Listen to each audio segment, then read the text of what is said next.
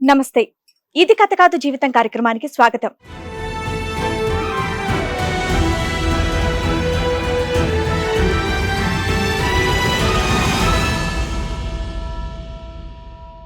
ఆవిడే నా భార్యే, కానీ ఆవిడకొచ్చినటువంటి కడుపు నాది కాదు అని అంటున్నారు శివ. వాళ్ళ ఫ్యామిలీ అంతా నాది అనుమానం అని అంటున్నారు. కాదని నేనంటున్నాను. నాది అనుమానమా లేక నిజమా అనేది మీరే న్యాయం చేసి చెప్పాలి అని కోరుకుంటున్నారు. తను మ్యారేజ్ చేసుకున్న తర్వాత మ్యారేజ్ చేసుకున్న 10 minutes నుంచి టోటల్ బిహేవియర్ అంతా మారిపోయేది. అయితే గొడవలు స్టార్ట్ అవ్వడం చిన్న స్టార్ట్ అవ్వడం అయిపోయింది. చాలా అంటే చాలా గొడవ. ఒక రోజు నాడు మెయిన్ టాపిక్ వస్తే నైట్ 11:40కి ఒక మెసేజ్ వచ్చేది వాట్సాప్లో. బ్యాడ్ మెసేజ్, అది చాలా వల్గర్గా వచ్చేది. నువ్వు ఆ టైప్ ఆంటీవి అని చెప్పేసి నాకు తెలియదు అని చెప్పేసి అని వచ్చేది.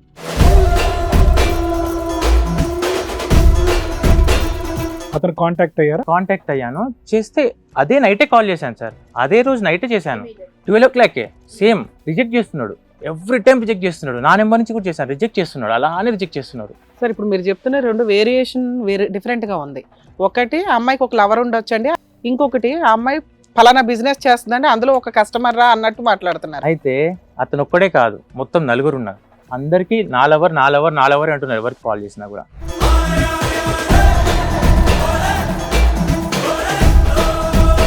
బాయ్ ఫ్రెండ్స్ ని మెయింటైన్ చేసుకుంటూ వాళ్ళని చీట్ చేసుకుంటూ వెళ్తుంది. ఇందులో మీరు ఒక సంబంధం దొరికింది, మిమ్మల్ని చీట్ చేసింది. ఈమె స్టమక్ పెయిన్ సంథింగ్ నొప్పి వస్తుందని చెప్పేసి హాస్పిటల్ తీసుకెళ్తే ఇన్ఫెక్షన్ ఉందని చెప్పేసి డాక్టర్ గారు చెప్పి ఆపేశారు. కానీ ఆ టైంలోకే తను స్కానింగ్ రిపోర్ట్లో 6 weeks ప్రెగ్నెంట్. మాకు ఫస్ట్ నైట్ 15 రోజులు అవ్వలేదు, 6 వారాలు ప్రెగ్నెంట్ ఉంది. అమ్మాయిని అడిగితే అమ్మాయి ఏం చెప్తుంది? అమ్మాయి అడిగితే నాకు అన్నయ్య వరుస అవుతాడు అని చెప్పాలి. దట్టు చుట్టూ 100 మంది పెద్ద మనుషుల ముందట. తన ఎవరితో అయితే సంబంధం ఉందో వాళ్ళతో కాల్ మాట్లాడాను నేను ఒకసారి. చేస్తే యాజ్ ఏ లవర్స్కి ఏం చేసుకుంటాం అని చెప్పేసి ఒక మ్యాటర్ చెప్పేశారు.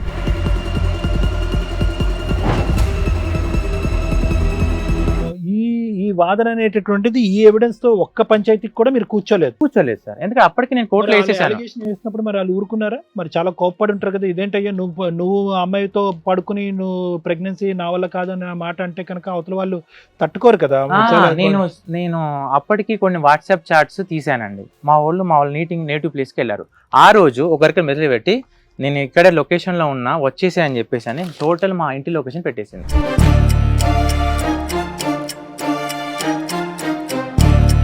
పెళ్ళైన ఎన్ని రోజులకి మీకు ఫస్ట్ నైట్ జరిగిందమ్మా?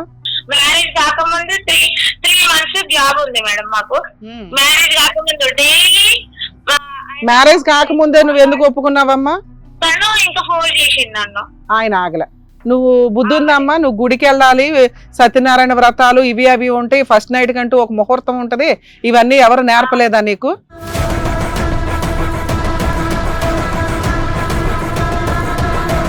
డైవర్స్ ఇస్తావా?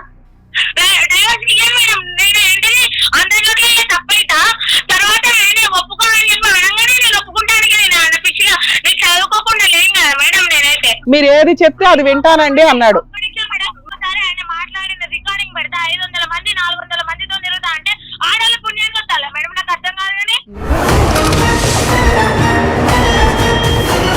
మరి ఈ కార్యక్రమంలో మనతో పాటు ఉన్నారు ప్రముఖ హైకోర్టు అడ్వకేట్ రమ్యాకుల గారు. నమస్తే మ్యామ్. ప్రముఖ సైకియాట్రిస్ట్ డాక్టర్ కళ్యాణ్ చక్రవర్తి గారు. నమస్తే సార్. ప్లీజ్ కూర్చోండి. తనకు వచ్చినటువంటి సమస్య ఏంటి, ఎలాంటి న్యాయం కావాలని కోరుకుంటున్నారో అడిగి తెలుసుకుందాం. రండి. నమస్తే, కూర్చోండి. అలాగే వాళ్ళ అమ్మా నాన్న కూడా వచ్చారు, పేరెంట్స్. రండి. నమస్తే. కూర్చోండి. సో మీరే ఈ కార్యక్రమానికి కాంటాక్ట్ అయ్యారు. సో మీ ప్రాబ్లం గురించి కొంచెం డైరెక్టర్ గారు కూడా చెప్పారు. మీరు మీ నోట్ ద్వారా క్లియర్ గా చెప్తే మాకు అర్థమవుతుంది అసలు ఏంటి సమస్య అనేది. నేను ఒక ప్రైవేట్ బ్యాంక్ మేనేజర్ని. ఓకే. ఏంటంటే మా మమ్మీ వాళ్ళు అరేంజ్ మ్యారేజ్ చేశారు. నాకు హ్యాపీగానే మ్యారేజ్ చేసుకున్నాను, చేసుకున్నాను. ప్రజెంట్ చేసుకున్న తర్వాత విత్ ఇన్ 1 week లోనే తను బిహేవియర్ మొత్తం చాలా. మీ వయసు ఎంత ఉండొచ్చండి అప్పుడు? అప్పుడు madam 28 ma'am. 28. Okay. 28 years ma'am. ఇప్పుడు ఏంటంటే తను మ్యారేజ్ చేసుకున్న తర్వాత మ్యారేజ్ చేసుకున్న 10 minutes నుంచి టోటల్ బిహేవియర్ అంతా మారిపోయేది. మీకు మీరు అరేంజ్ మ్యారేజ్ అన్నారు కదండి, ఆ సంబంధాలు చూసిన తర్వాత ఎంత కాలానికి మీకు పెళ్ళయింది? 2 months ఉంది ma'am gap. 2 months gap. 2 months ఆ 2 gap months లో ఉంది. మీరు మాట్లాడుకోవడం లాంటిది ఎస్ మ్యామ్ నార్మల్ గా మాట్లాడుకున్నాం మ్యామ్. అప్పుడప్పుడు కూడా కాల్స్ చేసేది, మాట్లాడేది, ప్రాబ్లం ఏమి ఉండకపోయేది. అప్పుడు బాగానే మూవ్ అయ్యాం. సార్ మీరు ప్రైవేట్ బ్యాంక్ మేనేజర్, ఆవిడేం చేస్తారు? ల్యాబ్ టెక్నీషియన్ మ్యామ్ తను. మమ్మీ వాళ్ళు మ్యారేజ్ చేసుకున్న తర్వాత పెళ్లికి ఎంగేజ్మెంట్ కు ముందు మధ్యలో మీరిద్దరు మాట్లాడుకున్నారా? మాట్లాడుకున్నాం సార్. అప్పుడేమి మార్పు ఏం కనిపించింది? మార్పు ఏం కనిపించదు. అప్పుడు చూస్తే చాలా ప్రేమగా మాట్లాడినట్టే కనిపించేది. అప్పుడు బాగానే మాట్లాడేది. తర్వాత మ్యారేజ్ అయిన మరుక్షణమే టోటల్ యాటిట్యూడ్ చేంజ్ అయిపోయింది టోటల్ గా. పెళ్లికి ముందు ఎలా మీతో అయితే మాట్లాడిందో సంబంధం కుదిరిన తర్వాత పెళ్ళైన 10 నిమిషాలకే చేంజ్ వచ్చింది. టోటల్ ఫంక్షన్ హాల్ లోనే మొత్తం మారిపోయింది మ్యామ్. ఫంక్షన్ హాల్లోనే హాల్లోనే కనిపించడానికి కారణం కారణం ఏంటంటే తను యాక్చువల్ గా లుక్ గానీ చూడడం గానీ ఒక కూల్ గా ఉండేది. కోపంగా చూడడం గానీ ఆ యాటిట్యూడ్ డిఫరెంట్ గా అనిపించేది నాకు అక్కడ. అప్పటికే మ్యారేజ్ ఎంజాయ్ చేయడానికే సరిపోద్ది. ఆ 2 days హడావుడి, ఫంక్షన్స్, మీ రిసెప్షన్స్ ఇవన్నీ ఉంటాయి. ఫంక్షన్ హాల్లోనే మారిపోయింది. మారిపోయి అంతే ఇష్యూ attitude. చిన్న గొడవ కూడా జరిగేది మేడం అక్కడ. ఎలా చిన్నగా స్టార్ట్ అయింది జరిగాయి. మీకు? ఎలా ఎప్పుడు అనిపించింది ఇలాగా? అంటే అదే రోజు నాడు నార్మల్ గా ఫోటో షూట్ అవుతుంది కదా మేడం. ఆ ఫోటో జరుగుతున్నప్పుడే ఒక లంచ్ చేద్దామని చెప్పేసి చాలా మంది వెయిటింగ్ అని అంటే కూడా వాళ్ళ రిలేటివ్స్ అందరు రావాలి, అందరు అయిపోయేంత వరకు నువ్వు లంచ్ చేద్దని చెప్పేసి డిమాండ్ చేయడం స్టార్ట్ చేసింది అప్పటికే. ఆఫ్టర్ లంచ్ తర్వాతనైనా మనం దిగేద్దాం ఫోటో, ప్రాబ్లం ఏముంది అని చెప్పేసి నేను అంటే తను అప్పటికే ఫుల్ డిమాండ్ చేయడం స్టార్ట్ చేసింది. నేను కొంచెం ఇబ్బంది పడ్డాను అప్పటికి. సరే అది ఏదో చిన్న కొత్త కామన్ గా అవుతూ ఉంటది కొన్ని కాబట్టి తప్పే ఉంది, వాళ్ళ చుట్టాలందరూ వచ్చాక ఫోటో దిగాక భోజనం చేద్దాం అని ఉంటది. చేద్దాం అనుకున్నాను. సరే ఆ ఇష్యూ అప్పటికే లైట్ తీసుకున్నాను మేడం. అంటే మెయిన్ టాపిక్ వచ్చేసరికి ఇక్కడ ఏంటంటే మ్యారేజ్ అయ్యి ఇంటికి వచ్చిన తర్వాత తను ఒక 2-3 days తర్వాత మామూలుగా వేములవాడ వెళ్దామని చెప్పేసి ఫ్యామిలీ మెంబర్స్ అందరం ఉన్నప్పుడు ప్లాన్ చేస్తే నాకు పర్సనల్ ప్రాబ్లం వచ్చింది, వేములవాడ ట్రిప్ క్యాన్సిల్ అని చెప్పేస్తే రిలేటివ్స్ అందరు ఎవరింటి వాళ్ళకి వెళ్ళిపోయారు, క్లోజ్ అయిపోయాది. ఇక్కడ మెయిన్ టాపిక్ ఇక్కడ చాలా ఇంపార్టెంట్ ఉంది. ఇక్కడ అయిపోయిన తర్వాత ఏమైందంటే తను కొన్ని రోజుల తర్వాత మళ్ళీ టెంపుల్కి వెళ్ళొద్దామని చెప్పేసి అని చెప్పేది. సరే వెళ్దామని వెళ్ళి వచ్చేసిన తర్వాత 2 daysకే మా వాళ్ళు ముహూర్తం పెట్టారు సంథింగ్. పెట్టిన తర్వాత అదే రోజు నాడు తాలిబొట్టు, మెట్టెలు టోటల్ అన్ని తీసేసి సెల్ఫ్లో ఇసిరేసేసింది మొత్తం టోటల్గా. నాకు ఈ పెళ్లి ఇష్టం లేదు, నాకు అవసరం లేదు, మా అన్న ప్రెషర్తో నేను చేసుకున్నా, నాకు ఈ పెళ్లి అనేది ఎక్కువ ఇష్టం లేదు అని చెప్పేసి అని కోపంగా ఇసిరేసింది. మా వాళ్ళకి నేను అప్పుడు చెప్పలేదు, కొత్త కదా ఏమేమన్నా డిప్రెస్ ఫీల్ అవుతుంది కావచ్చు అని చెప్పేసి. మరి ఇప్పుడు పెళ్ళయిన తర్వాత ఇంటికి వచ్చిన తర్వాత తను నార్మల్ గానే ఉందా, లేదంటే అన్ని విషయాల్లో కోపంగానే ఉందా? కోపంగానే మేడం, మాట్లాడలేదు ఎక్కువ. అదే ఆ గంట నుంచి స్టార్ట్ అయిపోయింది అంటున్నారు. నాకు చాలా ఆ డ్రామా ఏదో ఆ 2 months లోనే నీకు క్లారిటీ ఇవ్వచ్చు కదా. పెళ్ళి తాళి కట్టించుకొని రివర్స్ అవ్వాల్సినంత అవసరం ఏమొచ్చింది వాళ్ళకి? ఏంటి మీకు తర్వాత రీజన్ తెలుసు? చాలా డెప్త్ తెలిసింది మేడం తర్వాత రీజన్. Okay, అట్లా అయితే రీజన్ తో చెప్పమని చెప్పేస్తాను. చెప్పండి సార్. అయితే గొడవలు స్టార్ట్ అవ్వడం, చిన్న స్టార్ట్ అవ్వడం అయిపోయింది. చాలా అంటే చాలా గొడవ. ఒక రోజు నాడు మెయిన్ టాపిక్ వస్తే నైట్ 11:40కి ఒక మెసేజ్ వచ్చేది వాట్సాప్ లో. 1 month లోపే వచ్చినప్పుడు బ్యాడ్ మెసేజ్, అది చాలా వల్గర్ గా వచ్చేది. ఇది ఎవరు అని నేను అడగటం ఏమన్నారంటే ఎవరు నాకు తెలియదు అని చెప్పేసి టోటల్ మ్యూట్ అయిపోయింది, ఏం చెప్పట్లేదు, సైలెంట్ అంటే అయిపోయింది. మీరు ఫోన్ తీసుకొని చూస్తే కూడా ఆవిడ యాక్సెప్ట్ చేసిందా? చూడండి ఇచ్చింది. అసలు ఫోన్ ఇవ్వదు మేడం. మరి మీకు ఎలా తెలిసింది? అక్కడ నోటిఫికేషన్ వచ్చిన పైన కనబడుతుంది కదా మేడం, అప్పుడు మాత్రమే. అసలుకి పాస్వర్డ్ ఇవ్వదు నాకు. సుమారుగా మెసేజ్ ఏంటో చెప్పగలరా? చెప్తానండి. పర్లేదు, తప్పే ఉంది. నువ్వు ఇలాంటి ఆంటీవని నాకు తెలియదు అని చెప్పేసి వల్గర్ మెసేజ్ వచ్చేదండి, సింగిల్. అర్థం కాలేదు ఏంటి, ఎవరు? నువ్వు ఆ టైప్ ఆంటీవి అని చెప్పేసి నాకు తెలియదు అని చెప్పేసి అని వచ్చేది.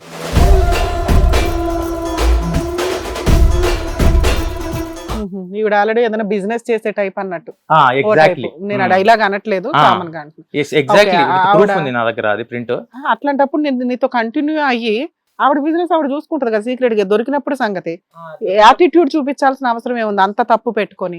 అది ఆ మెసేజ్ స్క్రీన్ మీద అది అంటే డిస్ప్లే అయిందా? పైన కింద మెసేజ్ ఏం లేవా? అంటే లాక్ ఉందా? నోటిఫికేషన్ వచ్చినప్పుడు పైన మనకి మెసేజ్ కనిపించేస్తుంది అంతేనా? కనిపించిన తర్వాత నేను లాక్కున్నాను.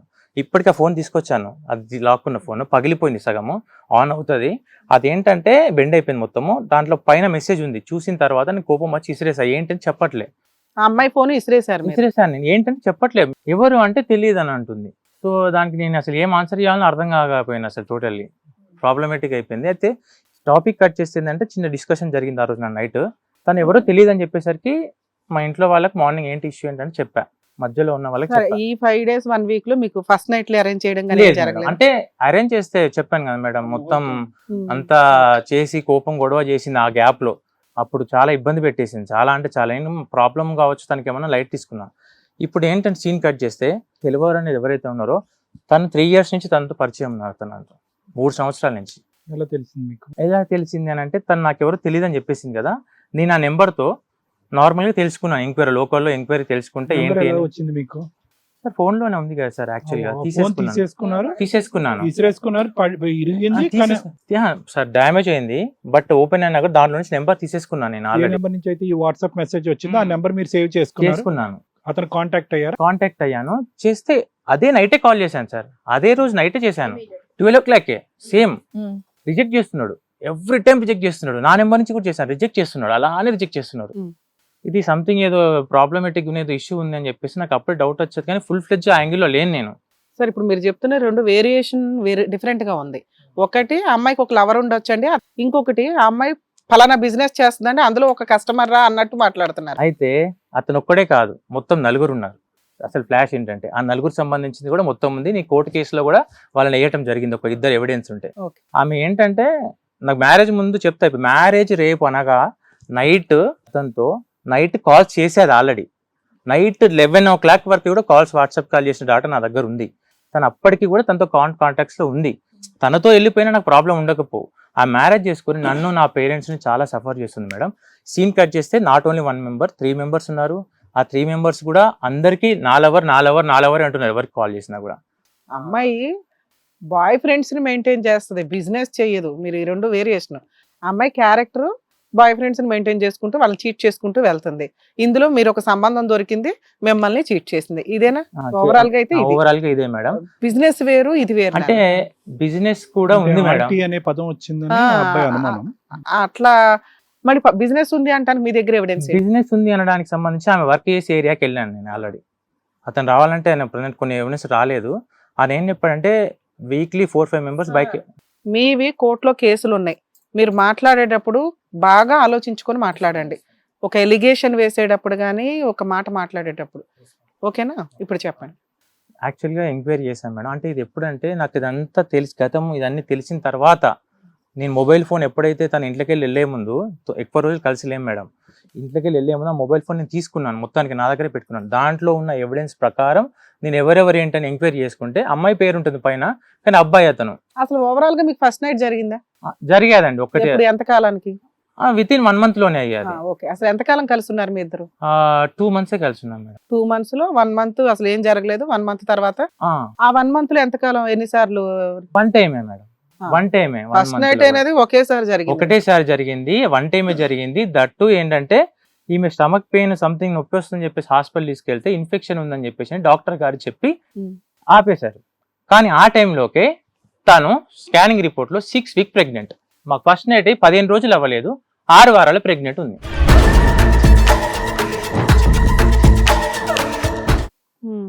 ఆ రిపోర్ట్ ఉందా మీ దగ్గర? స్కాన్ సంబంధించి ఉందండి, అది కోర్టులో కూడా సబ్మిట్ చేశాను నేను. మీ డేట్ ఆఫ్ మ్యారేజ్ ఎప్పుడు చెప్పండి? 27th November 2027. 2020. ఓకే. స్కాన్ ఎప్పుడు జరిగింది? Scan January sir, January 2nd week or 1st week లో జరిగేది. సో మీకంటే నిజం తెలుసు కదా.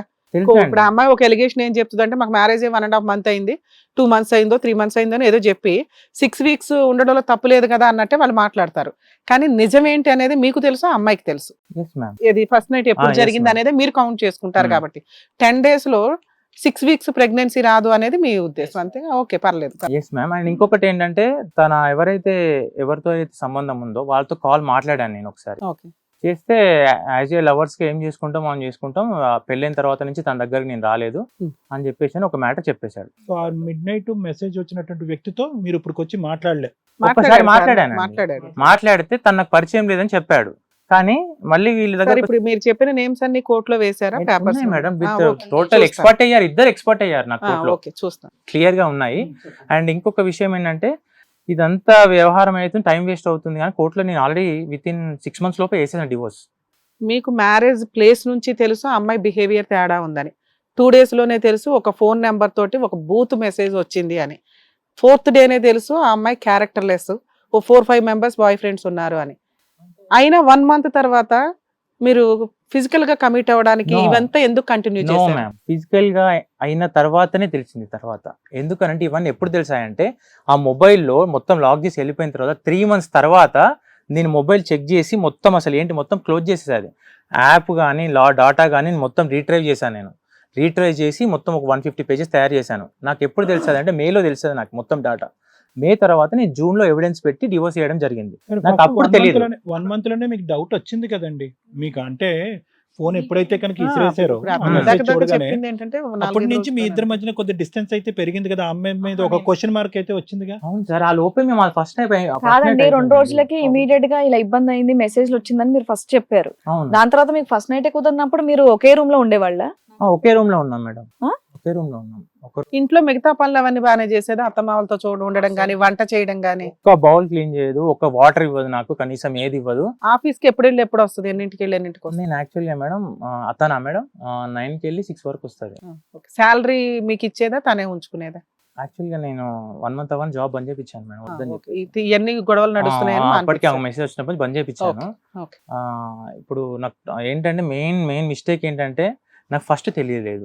మీకు ఇవి ఏవైతే నేను అన్ని ఇంతమంది ఉన్నారన్న విషయము నాకు ఫుల్ ఫ్లెడ్జ్ గా మే మంత్ లో తెలిసేది. ఫుల్ డాటా అసలు ఎవరు ఏంటి విత్ ఎవిడెన్స్ తోటి తెలుసు. తర్వాత అమ్మాయిని అడిగితే అమ్మాయి ఏం చెప్తుంది? అమ్మాయి అడిగితే నాకు అన్నయ్య వరుస అవుతాడు అని చెప్పాలి. దట్టు చుట్టూ 100 మంది పెద్ద మనుషుల ముందట పెద్ద మనుషులు పంచాయతీ పెట్టారు మీరు? పెట్టాం. పోలీస్ స్టేషన్ లో నేను కేసు వేసాను. Okay. ఇట్లా జరిగిందండి, ఇట్లా వల్గారిటీ ఉందండి అని చెప్పేసాను. అంటే వాళ్ళు బయట మాట్లాడుకోండి అని చెప్పడం జరిగితే వాళ్ళ తరపు మా తరపు అని పోలీసు వాళ్ళు ఇంతకీ అమ్మాయి ఒకళ్ళేమో బ్రదర్ అంటుంది, మిగతా ఇద్దరిని ఏమంటుంది? ఒకరు తెలియదు అని అంటుంది. ఒకరి మొత్తానికి ఓన్లీ విజిటింగ్ కార్డ్స్ నా ల్యాబ్ పెడదాం అనుకున్న కొత్తది. ఆ బూత్ మెసేజ్ కి సమాధానం ఏంటి? అతను ఏదో మిస్టేక్ లో పెట్టిండు, నాకు తెలియదు, అతన్ని అడుక్కోపో ఉంటుంది మేడం. అప్పుడు వాళ్ళ మీద కేసు ఫైల్ చేయాలి కదమ్మా, క్యారెక్టర్ అసాసినేషన్ జరుగుతుంది. అప్పుడు మీరు అడగాల్సిన క్వశ్చన్ ఏంటి? వీళ్ళెవరో నీకు తెలియదు అంటున్నావు కదా, నా దగ్గర కొన్ని ఎవిడెన్స్లు ఉన్నాయి, మరి వాళ్ళ ముగ్గురు మీద మనం కేసు పెడదామా? ఎందుకంటే నీ క్యారెక్టర్ని నీ ఇదిని ఇన్సల్ట్ చేస్తూ పెట్టారు కదా, దీని మీద మరి కేసు క్రిమినల్ కేసు ఏమైనా వేద్దామా అంటే ఏమంది? అయితే నేను ఆల్రెడీ క్రిమినల్ కేసు కూడా వేసాను మేడం. మీరు వేయడం కాదు సార్, అసలు యాక్చువల్గా అమ్మాయి వేయాలి. అమ్మాయి ఏమంటుందంటే నువ్వే ఎలిగేషన్ చెప్తున్నావు కదా, ఇప్పటికి 2 days బ్యాక్ కూడా అంటుంది, నువ్వే ఎలిగేషన్ చేసావు కదా, నువ్వే వాళ్ళని తీసుకొచ్చుకుని ప్రూవ్ చేసుకో అని చెప్పేసి అని అంటుంది. సేమ్ ఇలా ఇప్పుడు మీరు మన దగ్గర నుంచి మన షో నుంచి కాల్ వెళ్ళదు మేడం, వెళ్ళిన రోజే నాకు మెసేజ్ వచ్చేది తన దగ్గర నుంచి. నీ ఏమంటుందంటే అసలు నీకు ఏం కావాలని చెప్పేసి చేస్తున్నావు ఇదంతా అని చెప్పేసి అని వచ్చేది. కానీ దానికి మీ కాల్ పోకముందు 5 days బ్యాక్ ఆ బూతులు చూస్తే ఘోరం. ఇక మా అసలు చెప్పరా అని బూతులు మెసేజ్. పోలీస్ స్టేషన్ లో ఏమంది ఫైనల్ గా? పోలీస్ స్టేషన్ లో ఏమందంటే 2 days లో స్టేషన్ లో తీసుకొచ్చి పెడతా అని చెప్పారు. నెక్స్ట్ డే వెళ్ళేసి మహిళా పిఎస్ లో వెళ్ళేసి కేసు పెట్టేసారు. 498 వేసింది. ఏమేం కేసులు? 498, 506 ఇంక సెక్షన్స్ మొత్తం చీటింగ్ కేసు అని వేసేది మేడం. మొత్తం మా చెల్లి, మా అక్క, మా మమ్మీ, మా డాడీ మీద చీటింగ్ కేసు వేసిందా? ఏమని? నా మీద చీటింగ్ కేసు. ఏమని? అంటే నేను అన్ని అబద్ధాలు ఫ్రాడ్స్ చేస్తున్నా అని చెప్పేసి అని, అన్ని లేనిపోని ఏదో చెప్పి చేస్తున్నా, డబ్బుల కోసం అది చేస్తున్నా అని చెప్పేసి చేసి చెప్పాలి అని చెప్పాది చాలా. అయితే మీకు ఇంకొక ట్విస్ట్ ఏంటంటే మేడం, తను వెంటనే కేసు ఇవ్వలేదు. నన్ను ఏదైతే అక్కడ కేసు వెళ్ళి ప్రతిసారి పిలవడం, ఎఫ్ఐఆర్ చేస్తాను బెదిరిస్తా వచ్చేది నాకు పోలీసు వాళ్ళు. తీసుకెళ్ళు అంటే, సార్ ఆ పిల్లోడు నాకు కాదు సార్, క్లియర్ కట్ గా చెప్తున్నాను సార్ నేను చెప్పేసి. నేను అంటే సార్ కొంచెం బాగా మాట్లాడిన తర్వాత డెలివరీ తర్వాత నీ సంగతి చెప్తా అని చెప్పేసి అన్నారు. ఏ డెలివరీ? ప్రెగ్నెన్సీ కదా, కంటిన్యూ చేసుకుంటుందా? చేసుకుంటుంది. బాబు పుట్టాడు ఇప్పుడు, ఆల్రెడీ 2 years అయిపోయింది కూడా. అది 2020 వ్యవహారం కదా. 2 years అయిపోయింది. తను అసలుకి ఒప్పుకోవట్లేదు. అప్పటికి కూడా ఏంటంటే స్టేషన్ లో DNA టెస్ట్ చేయండి అని అన్నాను సార్తో. అది కోర్టులో చూసుకోవాలి కానీ నా దగ్గర నడవదు. సరే, కోర్టులో 4 years నుంచి నడుస్తున్నాయి కదా, మరి DNA టెస్ట్ కి పిటిషన్ వేసారా? వేసానండి, సపరేట్ వేసాను మళ్ళీ. వేసారా? ఏమైంది? అది ఏమైంది? యాక్చువల్గా ఆర్గ్యుమెంట్స్ అయిపోయాయి. మేడం కూడా నేను ఆర్డర్ ఓకే ఇస్తా అని చెప్పి అన్నారు. ఇస్తా అని అన్న బట్టి 1 year అవుతుంది మేడం. అదే కోర్టు ప్రొసీడింగ్స్ డిలే అవుతాయి కానీ మీరు పిటిషన్ అయితే వేసారు. వేసాను మేడం, విత్ ఎవిడెన్సెస్ వేసాను మేడం. ఇద్దరు ఆర్గ్యుమెంట్స్ ఉంది టోటల్ గా. Okay, 4-5 months marital relation, 4 years నుంచి కోర్టు చోటు తిరుగుతున్నారు. అవునండి, సూపర్. చాలా సఫరింగ్. 1 and only son నేను. కేసు పేపర్స్ ఇవ్వండి సార్. మేడం ఇది ఓన్లీ DNA కేసు, అది మెయిన్ కేసు సార్. నాకు 498 ఒకసారి ఇవ్వండి సార్. అది నోటీస్ మాకు రాలేదు మేడం, ఇప్పుడు 3 years అయింది. FIR కాపీ ఇవ్వండి సార్. నెంబర్ ఉంది మన కేసు నెంబర్, కానీ నేను ఏం డాక్యుమెంట్స్ ఇవ్వలేదు వాళ్ళు. ఎఫ్ఐఆర్ కాపీ, స్కాన్ 41 నోటీస్ అప్పటికి మీరు ఈ కేసులు వేస్తున్నారు కదా, ఈ కేసులు వేసే టైంకి మీ అడ్వకేట్ FIR కంప్లైంట్ కాపీ అయితే తీసుకుంటారు. మీ మీద ఏ ఎలిగేషన్స్ ఉన్నాయి ఏంటి అనే జిరాక్స్లు అయితే తీసుకుంటాం కదా. మ్యామ్ యాక్చువల్గా మాకు 498 నోటీసెస్ ఇంతవరకు రాలేదు కోర్టు నుంచి. పోలీసులు మీకు 41 నోటీస్ ఇవ్వలేదా? FIR FIR చేశారా? బెయిల్ తీసుకున్నాం మేడం. తీసుకున్నారంటే ఒక కాపీ అసలు ఏమి రాసింది అని ఇవ్వలేదు మేడం. మీ అడ్వకేట్లు తీసుకుంటారు కదమ్మా, ఎందుకు తీసుకోలేదు అని అడుగుతున్నా. ఇప్పటిదాకా 20, 21, 22 మ్యాటర్స్ ఇప్పటిదాకా ఒక జిరాక్స్ కాపీ తీసుకోలేదా మీరు? అంటే ఫస్ట్ కేస్ నెంబర్ ఉంది మేడం, ఒక ఫోటో ఉంది, నార్మల్ గా ఎఫ్ఐఆర్ నెంబర్ ఎంత మేడం అందులో ఫైండింగ్స్ గురించి అడుగుతున్నారు. దాంట్లో ఒక టాపిక్ ఉంది. ఇది మీ ఎలిగేషన్స్. 498 ఎఫ్ఐఆర్ కాపీ చూస్తే వాళ్ళ ఎలిగేషన్స్ ఏంటో మాకు అర్థం అవుతుంది. వాళ్ళ ఎలిగేషన్ నిజాలు ఏంటనేది నేను ఎస్టిమేట్ ఎలిగేషన్ లో ఒకటి ఉంది మేడం. నాకు ఒక చెప్పాలి. కానిస్టేబుల్ గారు చూపించారు. ఏమనందంటే మా అక్కయ్య అదనపు కట్నం కోసం టార్చర్ పెడుతుంది, 30 lakhs ఇస్తేనే తీసుకుపోతూ అంటున్నారు. ఇవన్నీ అవన్నీ మీకు పిన్ పాయింట్ దొరకాలంటే మేము అది చూడాల్సింది. మీరు చెప్పేవి ఆవిడ రాసే 90% ఫాల్స్ లో ఎక్కడో ఒక చోట ఒక పిన్ పాయింట్ ఉంటుంది. మీ క్యారెక్టర్ ఏంటని మేము ఎస్టిమేట్ చేయడానికి మీరు ఆ కాపీలు తెచ్చుంటే మేము కొంచెం ఫెయిర్ గా మీకు ఫేవరబుల్ గా చెప్పడానిక ఏం జరిగిందని రియల్ గా మీరు ఏదైతే జడ్జిమెంట్ కోసం ఇక్కడికి వచ్చారో అది క్లియర్ గా మేము చెప్పగలుగుతాం. ఒక 1 side వర్షన్ కొన్ని సందర్భాల్లో 1 side వర్షన్ విని కనిపెడతాం, అప్పటికి మా వంతు ప్రయత్నంగా మేము కనిపెడతాం. డాక్యుమెంట్లు ఉన్నప్పుడు పర్ఫెక్ట్ గా చెప్పడానికి ఒక అవకాశం ఉంటుంది. ఇక్కడ 1 side వింటున్నాం, మీకు ఎంతవరకు పర్ఫెక్ట్ గా వస్తుంది అనేది మేము పూర్తిగా విన్నాకే చెప్పగలుగుతాం. మ్యామ్ నేను యాక్చువల్గా నేను 498 తో నేను మాట్లాడట్లేదు ఆ టాపిక్ లో. మీరు మాట్లాడొద్దు, మేము మాట్లాడాలి. 498 వేసేది కానీ కాదు తమ్ముడు, ఇప్పుడు సింపుల్ ఇక్కడ ఏంటంటే నీ సైడ్ మొత్తం అన్ని చెప్తున్నావు, ఆ అమ్మాయి ఏం చెప్తుంది అనేటటువంటి తెలుసుకోవటం గురించి అది ఒకటే కదా మనకు ఆధారం. ఆ అమ్మాయి సార్ డివోర్స్ సంబంధించింది కాకుండా ఆ అమ్మాయి ఏమంటుందనంటే వీళ్ళని హింస పెట్టారు అని చెప్పేసి అని మాట మాత్రమే అంటుంది. దాంట్లో హింస అంటే ఏంటి? డబ్బులు అడుగుతున్నారు అని చెప్పేసి డబ్బులు ఒకటి, హింస అంటే అదనపు కట్నం అనేది అది ఒకటే. కౌంటర్ కాపీ ఉందా? సమాధానం వేసింది ఉందండి. అదేందన్నా ఆ పక్కన ఏంటది? ఇది డాక్టర్ సంబంధించింది సార్. 6 week ప్రెగ్నెంట్ అని చెప్పి ఉండడానికి సంబంధించి ఏ హాస్పిటల్ ఏ రోజుకి వెళ్ళేది ఇక్కడ సంబంధించి ఉందండి. ఇప్పుడు ఎక్కడ ఉంటున్నారు ఆవిడ? మీ మిస్సెస్ వాళ్ళ ఇంట్లోనే ఉంటుంది. ఎప్పటి నుంచి ఉంటుంది ఆవిడ? ఆల్మోస్ట్ 3.5 years అవుతుంది. 2.5 years నుంచి అక్కడే అక్కడే ఉంటుంది. అంటే 2 months తర్వాత నుంచి ఆవిడ ఇంట్లో నుంచి వెళ్ళిపోయింది. అప్పటి నుంచి మీ కాంటాక్ట్ లో లేదు లేదు. కేసుల ద్వారా, అదే కేసుల ద్వారానే మీరు ఇంటికి మాట్లాడుకుంటారు. రావడం పోవడం, నేను ఎలా వెళ్ళను ఇటు రారు. అసలు ఆవిడకి ఏంటి మీతో కలిసి ఉండడమే ఇష్టమా, లేదంటే డబ్బులు ఏమైనా వసూలు యాక్చువల్లీ ఏమన్నంటే 30 lakhs ఇస్తే డివోర్స్ ఇస్తా అంటుంది. 30 lakhs ఇస్తే డివోర్స్ ఇస్తా అని చెప్పేసి మధ్యలో మ్యారేజ్ మీడియేటర్ తో అంటే అలా ఎలా ఇస్తాం, మేము తప్పు చేయలేదు కదా అని చెప్పేసి అని అంటుంది. వాళ్ళ పేరెంట్స్ వాళ్ళతో మాట్లాడితే ఏమంటున్నారు? వాళ్ళ పేరెంట్స్ వాళ్ళు మాట్లాడితే ఏమంటున్నారంటే చూసి చూడనట్టు చూడమని వెళ్ళిపోమని చెప్పాలి, ప్రాబ్లం ఏముంది దీంట్లో అని చెప్పేసి. చూసి చూడనట్టు ఇలా మొత్తం చెప్పారా, ఇలా ఇలా జరిగింది, ఇలా మెసేజ్లు వచ్చాయంటే? మ్యామ్ వాళ్ళు కూడా పంచాయతీ జరిగినప్పుడు ఉన్నారు. ఈ అమ్మాయికి ఫిట్స్ ఉన్నాయా? అది తర్వాత తెలిసాదండి రిపోర్ట్స్లలో హెల్త్ ప్రాబ్లమ్స్ ఉన్నాయని చెప్పేసి. ఇవన్నీ తర్వాత నేను గ్యాదర్ చేయడం జరిగింది. అండ్ ఇంకొక టాపిక్ ఏంటంటే ఈ మధ్యలోనే అంతా పిచ్చి పిచ్చి చేస్తుందని చెప్పేసి అని చెప్తే సైకాట్రిస్ట్ దగ్గర రాయడం జరిగింది. ఆమెకు ఏదో ప్రాబ్లం ఉంది, మెడిసిన్ రాయండి అని చెప్పేసి కౌన్సిలింగ్ ఇచ్చేసి వాళ్ళ ఇంట్లోనే ఉంచేస్తారు. నేను తీసుకొచ్చుకోలేదు, మళ్ళీ ప్రాబ్లం ఉందని చెప్పలేదు నాకు. ఇప్పుడు ఆవిడ స్టిల్ వర్కింగ్ లేకపోతే హౌస్ వైఫ్? తెలియదు మేడం. నేను యాక్చువల్గా సైడ్ ఎవరికి వెళ్ళను, కాల్ కూడా చేయను నేను టోటల్గా. నా గురించే నా ఆఫీస్లోనే నా ఫ్రెండ్స్కి, నా రిలేటివ్స్కి అందరికీ కాల్ చేసి నా పరువు మొత్తం తీసేస్తుంది. ఈ అబ్బాయి తనకే పుట్టాడు కావాలని చేస్తుంది స్ప్రెడ్ చేస్తుంది. నేనేమంటున్నా, నాకు పుట్టలేదు, DNA చేస్తే వస్తుంది, అయిపోతుంది కదా, అన్ని క్లియర్ అవుతాయి. కాదు, తనకు అంతమంది బాయ్ ఫ్రెండ్స్ ఉండగా పర్టికులర్ గా మిమ్మల్ని ఎందుకు పెళ్లి చేసుకోవాలి, ఏంటి రీజన్? అది నాకు ఇంకా అంటే యాక్చువల్గా ఏంటంటే తను ఆల్రెడీ మ్యారేజ్ దాకా వెళ్ళారు వాళ్ళ ఇంట్లో. నన్ను చేసుకునే ముందు అతనే చేసుకోవాల్సి వచ్చేది. యాక్చువల్గా ఏమైతుందంటే మేడం, నాకు ఆస్తి ఆయన ఇచ్చిన ఎవిడెన్స్ నా దగ్గర ఉంది, నాకు ఆస్తి లేదని చెప్పేసి నీకు ఇచ్చారు. యాక్చువల్గా నేనే చేసుకుందాం అనుకో చాలా ఫైట్ చేశాను, కానీ నాకు ప్రాపర్టీ ఏం లేదు, 0 ఉందని చెప్పేసి నిన్ను చేసుకోవాల్సి వచ్చింది బ్రదర్ అని చెప్పేసి నా దగ్గర వాయిస్ రికార్డ్ ఉంది. ఇది కోర్టులో పెన్ డ్రైవ్ ఇచ్చాను అండ్ ఇప్పుడు కూడా తీసుకొచ్చాను, నేను మెయిల్లో తీసుకొచ్చాను కూడా. మీరు ఎంత మీ ప్రాపర్టీ ఎంత, మీకు ఎంత వస్తుంది? ప్రాపర్టీ అంటే నేను నాకు ఎంత ఫుల్ ఉందా నేను కానీ ఒక అప్పర్ మిడిల్ క్లాస్ అబ్బాయిని మేడం. నేను అంతే, ఒక చిన్న జాబ్ చేసుకుంటాను, పేరెంట్స్ తో ఉంటాను మేడం, అంతే. నేను ప్రైవేట్ బ్యాంక్ లో మేనేజర్ గా చేస్తాను. ఎంత శాలరీ వస్తుందండి మీకు? 30,000 వస్తుందండి. అమ్మాయికి ఎంత శాలరీ వచ్చేది అప్పట్లో? ఆ అమ్మాయికి శాలరీ కన్నా ఎక్స్పెన్సెస్ వేరే ఉంటుంది మేడం. మొత్తం 20,000 వరకు వస్తాయి తనకి. 20 లోకల్లో. మీరు ఉండేది ఓన్ హౌస్? ఓన్ హౌస్ ఏనండి. సో బేసికలీ మీ ఫైట్ ఏంటి శివ? నాకు అర్థం కాలేదు. అంటే మీ ఫైట్ ఏంటంటే ఆ అమ్మాయి వద్దు అనుకుంటున్నారు ఆబ్వియస్లీ. బిడ్డ కూడా నీ బిడ్డ ఒక్కటే చిన్న వాళ్ళ పేరెంట్స్ వాళ్ళ నాన్న అంటాడు పెళ్లి పెద్ద మనిషి తోటి, అబ్బాయి పుట్టిండు చూడనుకుంటా పోతే ఏమైతుందో అని అంటాడు సార్. సార్ ఇప్పుడు అదే నేను నాకు వచ్చే పాయింట్, కోర్టుల వరకు వెళ్లకుండా పెద్దల పంచాయతీలో కూర్చున్నప్పుడు ఆ అమ్మాయి వాదన ఏంటి, మీరేం అడుగుతున్నారు, ఆ అమ్మాయి ఏం కోరుకుంటుంది? వాళ్ళ వాదన ఏముందంటే అండి, అబ్బాయి ఉన్నాడు కాబట్టి యాక్చువల్లీ ప్రెగ్నెన్సీ ఉన్నప్పుడే పంచాయతీ జరిగేది, డెలివరీ కాకముందే పంచాయతీ జరగడం జరిగింది. అప్పుడు అందరూ వాళ్ళ తరపున వచ్చిన వాళ్ళందరూ హెడ్ డౌన్ చేసుకుని వెళ్ళిపోయారు సింపుల్ గా. ఇప్పటికి కూడా వాళ్ళతో కాల్ మాట్లాడిస్తాము, ఆమె రాంగ్ అని చెప్పి ప్రూవ్ అయ్యాది. బట్ తెల్లారి వెళ్ళేసి వాళ్ళు 2 days లో తీసుకొస్తాన్నారు ప్రశాంత్ని, క్లోజ్ చేశారు. ఆ పెద్దల సమక్షంలో కూర్చున్నప్పుడు ఇలాగ ఈ 6 వారాల పాటు మీకు ఏదైతే కొర్రీ ఏర్పడిందో ఈ రిపోర్ట్స్ బట్టి ఆ బిడ్డ నా బిడ్డ కాకపోయి ఉండొచ్చు అనేటటువంటి అంశాన్ని అక్కడ మాట్లాడారా? సార్ యాక్చువల్ గా ఈ ఎవిడెన్స్ అనేది అప్పుడు దొరకలేదు మాకు. అప్పుడు దొరకలే. Total marriage pen drives, total medical records, నా టోటల్ ఫొటోస్ మొత్తం వెళ్ళేటప్పుడు పట్టుకుని వెళ్ళిపోయాది. సో ఈ పంచాయతీలో ఏ పంచాయతీలో కూడా ఆ బిడ్డ నా బిడ్డ కాదు, ఆ ప్రెగ్నెన్సీ నా వల్ల వచ్చింది కాదు అనేది అన్నాను నేను. కానీ అప్పుడు ఎందుకు అన్నారు? ప్రెగ్నెంట్ లేదు, ప్రూఫ్ లేదు నా దగ్గర.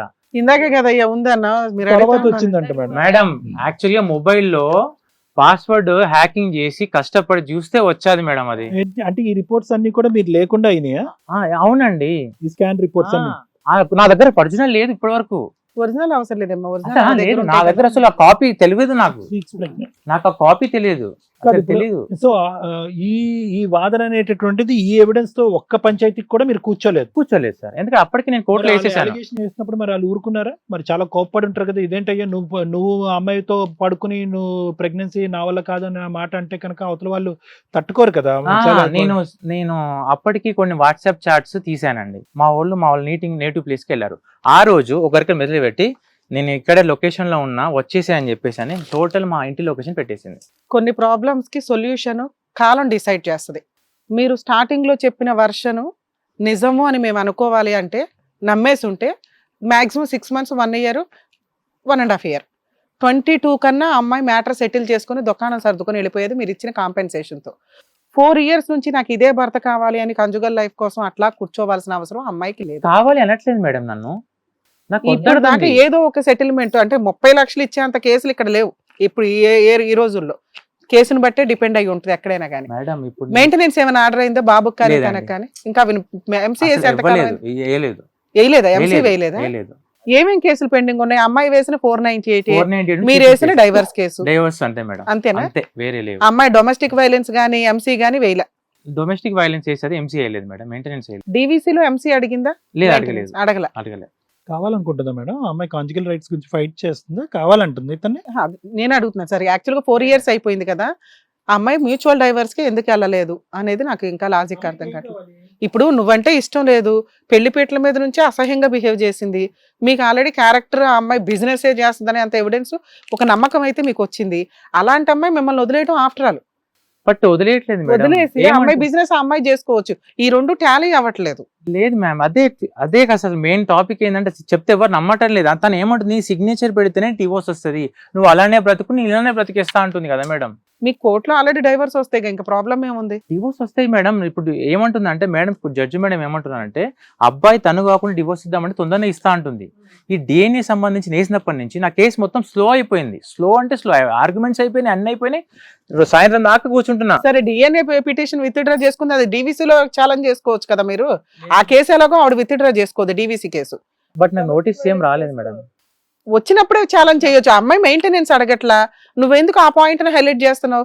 ఆ అమ్మాయి కాపురానికి తీసుకెళ్ళండి అని ఆర్సీఆర్ వేయలా, అర్థమవుతుందా? మెయింటెనెన్స్ కావాలని 4 years నుంచి తన మెయింటెనెన్స్ కేసు వేయలా. మీరు డబ్బులు కట్టాల్సి వచ్చినప్పుడే మీకు ఈ పిల్లోడు నా పిల్లోడు కాదు అని ఛాలెంజ్ చేయడానికి అవకాశం. మిగతాదంతా క్రూయాలిటీ గ్రౌండ్. క్రూయాలిటీ మీరు ఆల్రెడీ చూపిస్తున్నారు మీ డైవర్స్ కేసులో. రిమైనింగ్ ఆ అమ్మాయి కంజుగల్ రైట్స్ అడిగితే మనం ఈ పాయింట్ లో ఛాలెంజ్ చేయడానికి ఉంది, మెయింటెనెన్స్ అడిగితే ఛాలెంజ్ చేయడానికి ఉంది. మీరు డైవర్స్ లో ఈ పాయింట్ ఎందుకు హైలైట్ చేసుకుని డిలే చేసుకుంటున్నారు? కాదు మేడం, ఇప్పుడు యాక్చువల్ గా తను అసలు టోటల్ గా రావట్లేదు కదా మేడం. నాకు విడాకులు ఇప్పుడు 4 years నుంచి సఫరింగ్ మేడం. నేను ఇంకా ఎన్ని సంవత్సరాలు సఫర్ అవుతా ఉంటాను? అది రాంగ్ స్టెప్ అంటున్నా. డైవర్స్ కేసు మీరు ఓన్లీ డైవర్సే అడుగుంటే మీకు ఈ పాటికి అయిపోయేది. మీరు అందులో డిఎన్ఏ టెస్ట్ కోసం పిటిషన్ వేశారు, అది డిలే అవుతుంది. అవును, అది ఇందులో ఎందుకు మీరు ఛాలెంజ్ చేశారు? ఆవిడ వేసిన కేసుల్లోనే ఛాలెంజ్ చేయొచ్చు కదా, మనకేంటి కష్టం? ఇప్పుడు ఆవిడ వేసిన కేసుల్లో నాకు ఇంతవరకు ఏం రాలేదు కదా మేడం. నేను ఎట్లా ఇప్పుడు డిఎన్ఏ టెస్ట్ ఎందుకు ఛాలెంజ్ చేస్తాం? అది ఎప్పుడు ఛాలెంజ్ చేస్తాం? 2 points లో ఛాలెంజ్ చేస్తాం. ఒకటే అమ్మాయి మెయింటెనెన్స్ అడిగినప్పుడు, 2 అమ్మాయి నేను పిల్లోడిని తీసుకుని కాపురానికి వస్తాను అన్నప్పుడు. అరే అసలు ఈ పిల్లోడే నా పిల్లోడు కాదు, నేనెందుకు నిన్ను తీసుకొస్తాను, ఛాలెంజ్ చేసుకుందాం ఇద్దరం అనాలా? డైవర్స్ కేసులో నీ గొయ్యి నువ్వెందుకు తవ్వుతున్నావు? గొయ్యి తవ్వకపోతే నాకు ఎట్లా న్యాయం చెప్తావు? అబ్బాయి నా వాడు కాదా? ఒకటే క్వశ్చన్ మేడం అడిగేది, ఒకే ఒక క్వశ్చన్. అసలు డిఎన్ఏ కేసు పర్పస్ ఏంటి అని అడుగుతున్నారు. ఎందుకు మధ్యలో సడన్ గా మధ్యలో డిఎన్ఏ కేసు ఎందుకు మాట్లాడావు? DNA అబ్బాయి నాకు పుట్టలేదు కాబట్టి కదా సార్ నేను మరీ ఫైట్ చేసేది. అలా కాదు, ఇప్పుడు Divorce డైవర్స్ కావాలి అంటే ఆమె 30 లక్షలు డిమాండ్ చేస్తుంది. మేడం అసలు అది సెటిల్మెంట్, సెటిల్మెంట్ అది సెటిల్మెంట్. ఈ కేసు అబ్బాయి ఈజీగా గెలిచే డైవర్స్ కేసులో ఈయనే పుల్ల పెట్టుకున్నాడు మధ్యలో. ఎన్ని సంవత్సరాలకు అవుతుంది మేడం? ఎంత అయిపోవాలి మేడం? ఎన్ని సంవత్సరాలు నువ్వేం wait చేస్తాను చెప్పావు మేడం? ఇప్పుడు? డైవర్స్ కేసు ఆర్గ్యుమెంట్స్ వచ్చిందండి అన్నావు. ఆర్గ్యుమెంట్స్ కి వస్తే అయిపోతుంది కదా కేసు. ఎస్ మ్యామ్, ఇది కూడా ఆర్గ్యుమెంట్స్ వచ్చేసేది మేడం. ఫైనల్ వరకు నా రిక్వెస్ట్ ప్రియండి ప్లీజ్. రెండు వైపులా రెండు డివోర్స్ కేసు DNA కి సంబంధించి ఫుల్ ఫ్లెడ్జ్ ఆర్గ్యుమెంట్స్ అయిపోయాయి. మేడం ఆర్డర్స్కి ఇస్తా అని చెప్పి ఒక 10 days లో మీకు ఆర్డర్స్ ఇస్తా అని చెప్పేసి అనేసాది. ఆ మేడం ట్రాన్స్ఫర్ అయిపోయాది, కొత్త మేడం వచ్చేది. నేను ఓపెన్గా చెప్తున్నా, అప్పటి నుంచి నా కేసు అసలు 1 step ముందు పోవట్లేదు. నేను కోర్టు మీద కోపంతో అనట్లే, న్యాయం కోసమే వెళ్ళాను. సార్ మీరు ఇక్కడికి రావడానికి మీ అడ్వకేట్లకు ఇన్ఫార్మ్ చేశారా? చేయలేదండి, అడ్వకేట్కి ఇన్ఫార్మ్ చేయలేదు. court case, everything is being heard in the case, in the court. We are just waiting for a judgment. Final judgment ఉన్నప్పుడు టీవీ షోకి ఎట్లా వస్తుంది? లేదండి, తను జడ్జిమెంట్ లో వస్తుంది కానీ అది ఎవ్రీథింగ్ ఇలా 1 year నుంచి ఉంచుందండి ఫైనల్ జడ్జిమెంట్ అని. నేను అందుకే నా ఓపిక నశించి వచ్చాను. ఇదే జడ్జిమెంట్ నా చెవిలో రోజు అక్కడ కూర్చొని మీరు ఈ రోజు ఆర్డర్స్ ఇస్తామని చెప్పేసి అంటే 5 దాకా కూర్చొని వచ్చాను. ఈ స్టేజ్ మీద మీకుండే ఎక్స్పెక్టేషన్ నా ఎక్స్పెక్టేషన్ ఏంటంటే సార్, ఆమె ఒక్కసారి కనుక ఆ బాబు సంబంధించినది వచ్చేస్తే నేను క్లియర్ కట్ గా నేను డివోర్స్ తీసుకునేందుకు నా లైఫ్ నేను బ్రతకడానికి ఆప్షన్ ఉంటుంది. ఆమె రానంటే రాను అంటుందండి, రానంటే రాను అని అనిస్తుంది, క్లియర్ కట్ గా అనిస్తుంది. రానంటే ఏంటి? ఆ బిడ్డ నా బిడ్డ కాదు అనేటటువంటి మాట ఆవిడ నోటి వెంట ఆవిడ అనాలా? అది అంటేనే కదా సార్ నాకు అక్కడ ఈజీగా అయిపోతుంది. అనట్లేదు. తప్పు చేశానని ఎవరైనా ఎందుకు ఒప్పుకుంటారు? రావట్లేదండి. అమ్మా మీకు ఎంతమంది పిల్లలమ్మా? నాకు 2 బిడ్డలు, 1 కొడుకు. ఒక కొడుకు. కోడలు మీతో ఎంతకాలం కలిసి ఉంది? అమ్మాయి బిహేవియర్ ఏంటి? మీరు చెప్పిన పర్లేదు సార్. మీ నలుగురు ఇంట్లో కలిసి ఉండేవాళ్ళ? కలిసే ఉన్నాం కానీ ఆమె ప్రవర్తన చాలా, అది పండుకొని లేవది, ఏం పని చేయదు, 9 గంటలకు లేపుతుంది, ఇక ఏం చేయదు. అయినా ఏదో తీపిల్ల కానీ నేనే అన్నీ చేసుకుంటూ వచ్చిన తర్వాత ఏమైంది కదా అంటే అస్సలు ఇంకా మొదట్లో చెప్పేది పెళ్ళి అయింది, ఏంలో అడగపోతామంటే వాళ్ళకు డేట్ వచ్చిందని అన్నది, ఆగిపోయింది. అది నిజమా కాదా? కాదు. ఓకే. కాక ఆమె ఇక అంతెట్నో అవుతుంది అనుడు పండుడు, ఇక అంతెట్నో మాట్లాడు, ఫోన్ ఆన్ చేసి వాళ్ళ అన్నకు ఆన్ చేసి. ఇంట్లో ఒక లేడీ డేట్ వచ్చింది అంటే మీకు తెలుస్తుంది, ఎవరో తెలిసినా తెలియపోయినా జెంట్స్కి తెలియపోవచ్చు కానీ మీకు తెలుస్తుంది కదా. మీరు కొంచెం నిజాలు మాట్లాడితే మీ అబ్బాయి ప్రాబ్లమ్ని మేమేమన్నా, ఎందుకంటే మీరు చెప్తున్నది ఆ అమ్మాయికి డేట్ రాలేదు అంటే అక్కడ ఉన్న మెడికల్ రిపోర్ట్కి సరిపోతుంది, డేట్ వచ్చింది అంటే సరిపోదు. నాకు 3 పిల్లలు మేడం, ఆమెకు డేట్ రాకముందే అవద్దని చెప్పింది మేడం. ఆ మాట మీద డేట్ వచ్చిందన్నాక మేము వచ్చినాక కలిపినాక ఇట్లా చెప్పకుండా హాస్పిటల్కు వాళ్ళ అమ్మన ఎవరో వచ్చి తీసుకుపోయినాక ఇట్లా అని చెప్పింది. అంటే అట్లా ఇట్లా ప్రాబ్లం, నీకు డేట్ వచ్చిందని అన్నావు కదా, ఏం ప్రాబ్లం అంటే హాస్పిటల్కి తీసుకెళ్ళడానికి ఏందో కడుపు నొత్తందని ఏదో ఫ్రీగా లేదని పోయింది. మరి అట్లాంటప్పుడు నువ్వు ఇప్పుడే నువ్వు ఇట్లేంటిది? అప్పటికి మీ అబ్బాయికి ఆ అమ్మాయికి ఫస్ట్ నైట్ అరేంజ్ చేయాలి మీరు? అప్పుడు చేయలేదు. ఇక అట్లనే మేము ఊరుకున్నాం, ఎందుకు లొల్లులు అవుతాయి ఎందుకు అనే దాని మీద. ఒకసారి మళ్ళీ లొల్లు అయితే కూడా వాళ్ళ అమ్మతో మాట్లాడినా, ఏంది వదినే ఇట్లా మాట్లాడుతుంది, ఇట్లా చేస్తుంది, ఏడుస్తుంది. వాళ్ళ ఇంట్లో ఎవరెవరు ఉంటారమ్మా? అమ్మ, నాన్న, అన్నదమ్ములు? నాన్న, చెల్లె, అన్న. మరి వాళ్ళు ఏమంటున్నారు? ఈ అమ్మాయి క్యారెక్టర్ ఇట్లా ఉంది అని ఒక అల్లుడు చెప్పినాక వాళ్ళు ఏమంటారు పెద్ద మనుషుల పంచాయతీకి వచ్చి? వేస్ట్ మేడం వాళ్ళు.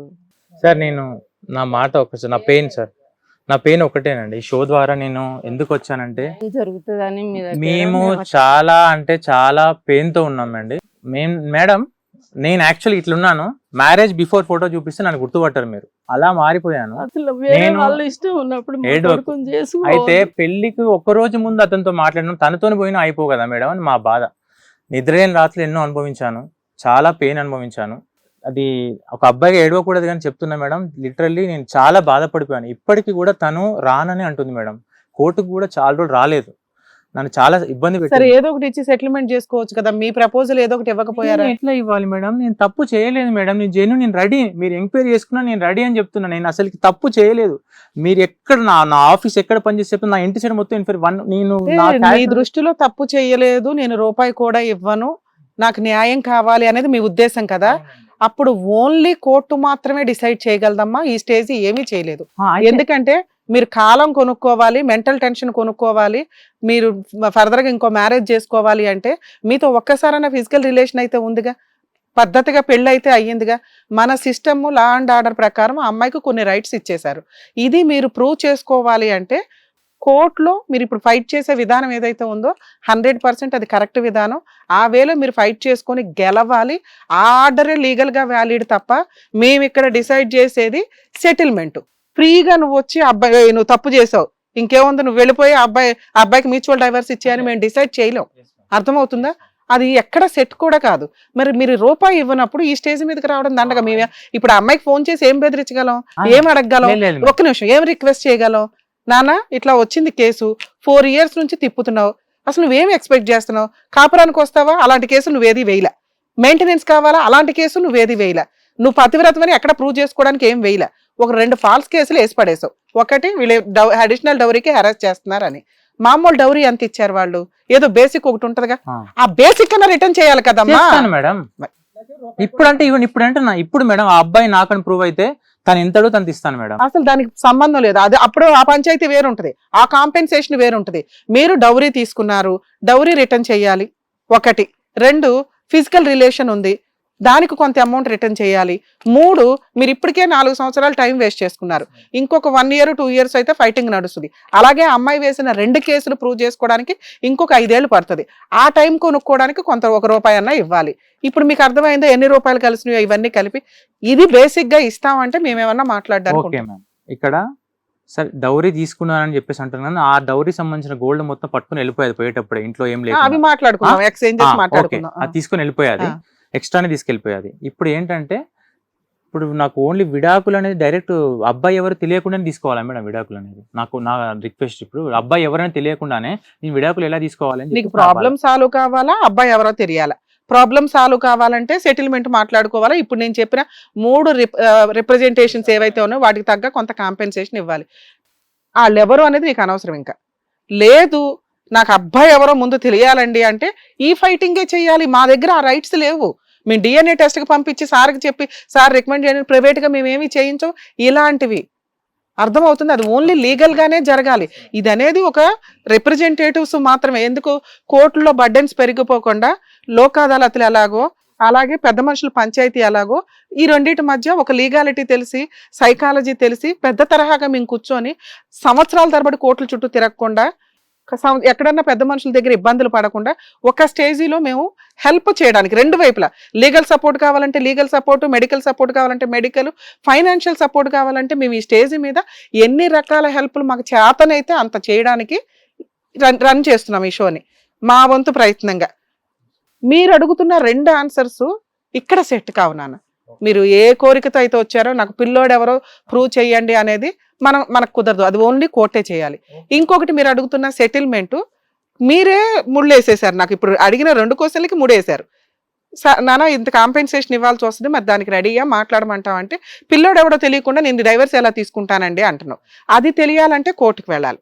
నాకు తెలియపోయినా పర్వాలేదండి అంటే ₹2 ఇచ్చి సెటిల్ చేసుకోవాలి. దానివల్ల మీకు ఇందాక చెప్పా, పిల్లోడెవరో మీకు అనవసరం, ఆవిడెవరో నీకు అనవసరం. అసలు సొంతంగా నీ పిల్లోడే అయినా నువ్వు మాట్లాడడానికి లేదు. నీ పిల్లోడు కాకపోయినా నమస్కారం పెట్టాల్సిన పరిస్థితి. ఎందుకంటే నిన్ను సేవ్ చేయడం ఇంపార్టెంట్. ఇక్కడ కోర్టుల చుట్టూ తిరుగుతున్నానండి బాధ అవుతుంది అంటున్నావు, అడ్వకేట్ల చుట్టూ తిరుగుతున్నాను బాధ అవుతుంది అంటున్నావు, నాకు లైఫ్ వేస్ట్ అయిపోతుంది బాధ అవుతుంది అంటున్నావు. నువ్వు ప్రాపర్ వేలో స్టెప్ వేయాలంటే ఈ 2 ఆప్షన్స్. ఒకటి నీకు 100% నిజాయితీగా న్యాయం కావాలంటే కోర్టులో ప్రూవ్ చేసుకొని గెలవాల్సిందే. అలాంటి వాళ్ళు కూడా ఈ మధ్య ట్రై చేస్తున్నారు. జెంట్స్ సఫర్ అవుతున్న వాళ్ళు మీలాగా రియల్గా ఎవరైతే సఫర్ అవుతున్నారో వాళ్ళు కోర్టులో 10 years అన్నా ఫైట్ చేస్తున్నారమ్మా న్యాయం కోసం. 2 అదే దాని పాపన అదే పోతుంది అనుకునేవాళ్ళు ₹1 ఇచ్చి వదిలించుకోవాలి. నువ్వు ఈ 2 ఇలా క్లాస్ చేసుకుంటే కష్టం అవుతుంది. సో మా స్టేజ్ మీద మేము చేయగలిగేది ఆ అమ్మాయితో ఏదైనా సెటిల్మెంట్ చేయించడం. ఇక నువ్వు అడిగే DNA టెస్ట్ మేము ప్రూవ్ చేయలేము. అలాగే ఆ లీగల్ ప్రొసీడింగ్స్లో మరి అట్లా తప్పు చేసిన అమ్మాయికి నేను ఎందుకు ఇవ్వాలండి అంటే ఇంకో 50 ఏళ్ళైనా నీకు వేస్తే వెళ్దాం. మీకున్న ఆ డౌట్స్ క్లియర్ ఇంతసేపు మేము మాట్లాడింది ఇప్పటికైనా మీకు రీచ్ అవ్వాలి. ఏంటి అంటే కోర్టు చుట్టూ తిరిగి ₹1 కూడా పేమెంట్ చేయకుండా 100% మీరు గెలుస్తారు. దీనికి ఇంకొక 5 years ఫిక్స్ అవ్వండి. లేదా ₹1 అన్నా ఇచ్చి సెటిల్ చేసుకుంటానండి అంటే మా స్టేజ్ ద్వారా మేము ట్రై చేసేది చేస్తాం. మేబీ ఇక్కడ ఈ సెకండ్లో అవ్వకపోవచ్చు కానీ మేము కూడా మాట్లాడేం అనేది ఒక రిప్రజెంటేషన్ ఉంటుంది. పెద్ద మనుషుల దగ్గర కూర్చొని మీరు వసూలు చేసుకోవాలి. అంతేగాని ఒక అమ్మాయి నా జీవితం నాశనం చేసింది కాబట్టి నేను డౌరీ వెనక్కి ఇవ్వను, ఆ పిల్లోడు ఎవడో నాకు తెలియకపోతే నేను రూపాయి కూడా సెటిల్మెంట్ చేసుకోను, అలాగే ఆవిడ తప్పు ఒప్పేసుకోవాలి అర్జెంటుగా అంటే నీ రైట్స్ నీకు ఎలా ఉన్నాయో అమ్మాయి రైట్స్ అమ్మాయికి ఉన్నాయి కదమ్మా. వాటిని మేము ఎట్లా కొలాప్స్ చేస్తాం? ఆవిడ వర్షన్లో ఆవిడేదో నువ్వు చెప్తున్నవి 100% మేము నమ్ముతున్నాం. నమ్మే ప్రొసీడింగ్స్లో ఇది నాన్న సెటిల్మెంట్ చాలా బెటర్ ఆప్షన్. ₹1 దరిద్రం వదులుతుందంటే వదిలిచ్చేసుకో అని చెప్తాను నేను. నువ్వు ఆ రూపాయికి రెడీ అవ్వట్లేదు, అది కదా బాధ. మళ్ళీ దానికి లింక్ పెడతాను, పిల్లోడికి మాకు సంబంధంలే, అది నీ పిల్లోడో కాదు, నువ్వు నమ్ముతున్నావుగా.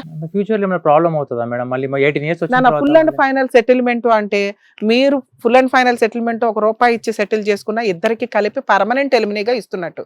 అలా ఇచ్చే ఏ అమౌంట్తో అన్న 13B కింద మీరు మ్యూచువల్ డైవర్స్కి వెళితే అంటే ఉన్న డైవర్స్ని 13B కింద కన్వర్ట్ చేస్తారు. ఈ మధ్య అవి చాలా షార్ట్ టైంలో కూడా అయిపోతున్నాయి, 1-2 monthsలోనే అయిపోతాయి మీ దగ్గర క్యాష్ రెడీగా ఉంటే. భవిష్యత్తులో వాళ్ళు ఎటువంటి కేసులు మీ మీద వేయడానికి లేదు, ఆ అమ్మాయి కానీ పిల్లాడు కానీ. ఇక ఆ రోజుతో మీకు లీగాలిటీ వాళ్ళ వాళ్ళు మళ్ళీ మీకు కనిపించిన కూడా కనిపించరు. నాకు ఒక రిక్వెస్ట్ ఏంటంటే, అసలు తన లోపల మాట ఏందనేది ప్రాపర్టీగా అర్థం కావట్లేదు. అంటే తన ఒపీనియన్ ఏంటని అర్థం కావట్లేదు. కోర్టులో చెప్పడానికి వస్తలేదు ఆమెకు. అంటే జడ్జి వాళ్ళు ఉంటారు, నాకు అసలు ఆమె లోపల ఇన్నర్ వాయిస్ ఏంటని చెప్పేసి మీ ద్వారా ఏమైనా తెలుసుకోవచ్చు. తనది ఒక అసలు ఏం నన్ను నాతో ఉండదలుచుకున్నదా, డబ్బులు ఎంత ఎక్స్పెక్ట్ చేస్తుంది, లేకపోతే ఏంటి అనేది అట్లా తెలిస్తే నాకు ఒక డెసిషన్ తీసుకుంటా మేడం. ఉండదలిస్తే మీరు యాక్సెప్ట్ చేస్తారా? అలా అని కాదు మేడం, అసలు కాదు అవి కూడా మిమ్మల్ని ఒకసారి అడుగుతా. ఉంటాను అంటే ఛాన్స్ లేదు మ్యామ్, ఇవ్వరు. ఇవ్వను. మ్యూచువల్ సెటిల్మెంట్ కి నాకు ఓకే అంటే మీరు బార్గెనింగ్ స్టార్ట్ చేసుకుంటాను. లేదు నేను కోర్టులోనే చూసుకుంటాను అంటే ఇక మీరు లీగల్ గా వెళ్ళాల్సి అంతే. సరే మాట్లాడతాం సార్, మమ్మల్ని నమ్మి ఇక్కడ దాకా వచ్చారు కాబట్టి మా వంతు ప్రయత్నం మేము చేస్తాం. సార్ ఫస్ట్ మీ పెద్ద మనిషిది ఇవ్వండి సార్, దాన్ని బట్టి నేను డెసిషన్ తీసుకుంటాను. ఎందుకంటే మీరు ఎమోషనల్లో ఉన్నారు, మేము చేసే పని మీకు ప్లస్ అవ్వాలి కానీ మైనస్ అవ్వకూడదు కదా. హలో హలో, అడ్వకేట్ రమ్య అని మాట్లాడుతున్నాను నేను. చెప్పండి సార్ వీళ్ళది ఏదో పెద్ద మనుషుల పంచాయతీలు ఇవి ఏమైనా జరిగినాయట, అందులో మీరు కూడా ఉన్నారట. ఏంటి సార్ అసలు అమ్మాయి వర్షన్ ఏంటి, వీళ్ళ స్టోరీ ఏంటి, ఏమైనా చెప్పగలుగుతారా? పర్వాలేదా? నేను పంచాల ప్రజెంట్ గా నేను ఉన్నాను, పంచాల నన్ను కూడా పిలిచిండు. అంతా మేము అంతా ఒక స్ట్రీట్ లో ఉంటామండి. ఓకే. నేను వెళ్ళాను. అయితే ఈ అమ్మాయి పెళ్లికి ముందు అన్ని సంబంధాలు ఏమి ఉన్నా కానీ ఆ ప్రూఫ్తో సహా అన్ని సెల్ ఫోన్ ఎవిడెన్స్ వాళ్ళు మాట్లాడి అంతా డాటా తీసిండు. మరి అవన్నీ చూపిస్తే అమ్మాయి వాళ్ళు ఏమంటున్నారు? ఎవిడెన్స్ తోటి పెద్ద మనుషుల పంచాయతీలో కూర్చున్నప్పుడు అవన్నీ చూపించుంటే ఆ అమ్మాయికి అక్రమ సంబంధాలు ఉన్నాయని ఒప్పుకుంటుందా లేదా? అయితే వాళ్ళు అమ్మాయి తరపుకి వెళ్ళి కూడా పెద్ద మనుషులు వచ్చిండు. వాళ్ళు మేము కమ్మగా కూర్చొని అంతా మన ఒక ఇంటి మన చెల్లె లెక్క భావించి మనం వీళ్ళ ఫ్యామిలీ చేద్దాం అని చెప్పి అందరం అనుకున్నాం. అయినాక వాళ్ళ ఎవిడెన్స్ అవన్నీ విన్నాక ఆ అమ్మాయి తరపుకి లక్షలో లేచి మీకు బాగా మంచిగా అనిపించలేదు, అన్ని ఎవిడెన్స్ అన్ని ఘోరంగా ఉన్నాయి అని వాళ్ళ అమ్మాయి వాళ్ళ తరపులే వచ్చిన వాళ్ళు వెళ్ళిపోయిండు. ఓ, అమ్మాయి తరపు నుంచి వచ్చిన వాళ్ళే నిజాలు తెలిసిన తర్వాత ఇదేదో తేడాగా ఉంది అమ్మాయి క్యారెక్టర్ అని వాళ్ళకి అర్థమైపోయింది. అమ్మాయి కానీ అమ్మాయి ఫ్యామిలీ కానీ తేడాగానే ఉంది అని అర్థమైపోయి వాళ్ళ తరపున వచ్చిన పెద్ద మనుషులు వెనక్కి వెళ్ళిపోయారా? వెనక్కి వెళ్ళిపోయిండు. నంబర్ కూడా ఇస్తే నేను ఆ పర్సన్ అంటే ఆయన మాట్లాడాడు. ఆయన మాట్లాడి మన తర్వాత మధ్యలో కలిసిండు. నాకు ఏమైనా పంచాయతీలో సంగతి అంటే ఆ పంచాయతీ మర్చిపోయాను, అసలు ముచ్చట ఎక్కడ నేను పంచాయతీ దాంతో దారుణంగా ఉండేదని చెప్పి ఆయన అన్నాడు. సార్ ఇప్పుడు వాళ్ళు ఏమన్నా కొంచెం కాంపెన్సేషన్ తీసుకొని లేకపోతే ఏదో రకంగా మ్యూచువల్ డైవర్స్ ఏమన్నా ఇచ్చేలాగా ఉన్నారా, విడాకులు ఇచ్చేలాగా ఉన్నారా వాళ్ళు? అమ్మాయి వాళ్ళు. అబ్బాయికి టైం వేస్ట్ అవుతుంది కదా సార్, లైఫ్ వేస్ట్ అయిపోతుంది. 4 నెలల కాపురానికి 4 సంవత్సరాల నుంచి కోర్టుల చుట్టూ తిరుగుతున్నాడు. సరే మనం ఏదో రీజనబుల్ గా ఏదైనా ఇప్పిస్తే సెటిల్మెంట్ కి వాళ్ళు రెడీగా అవుతారా?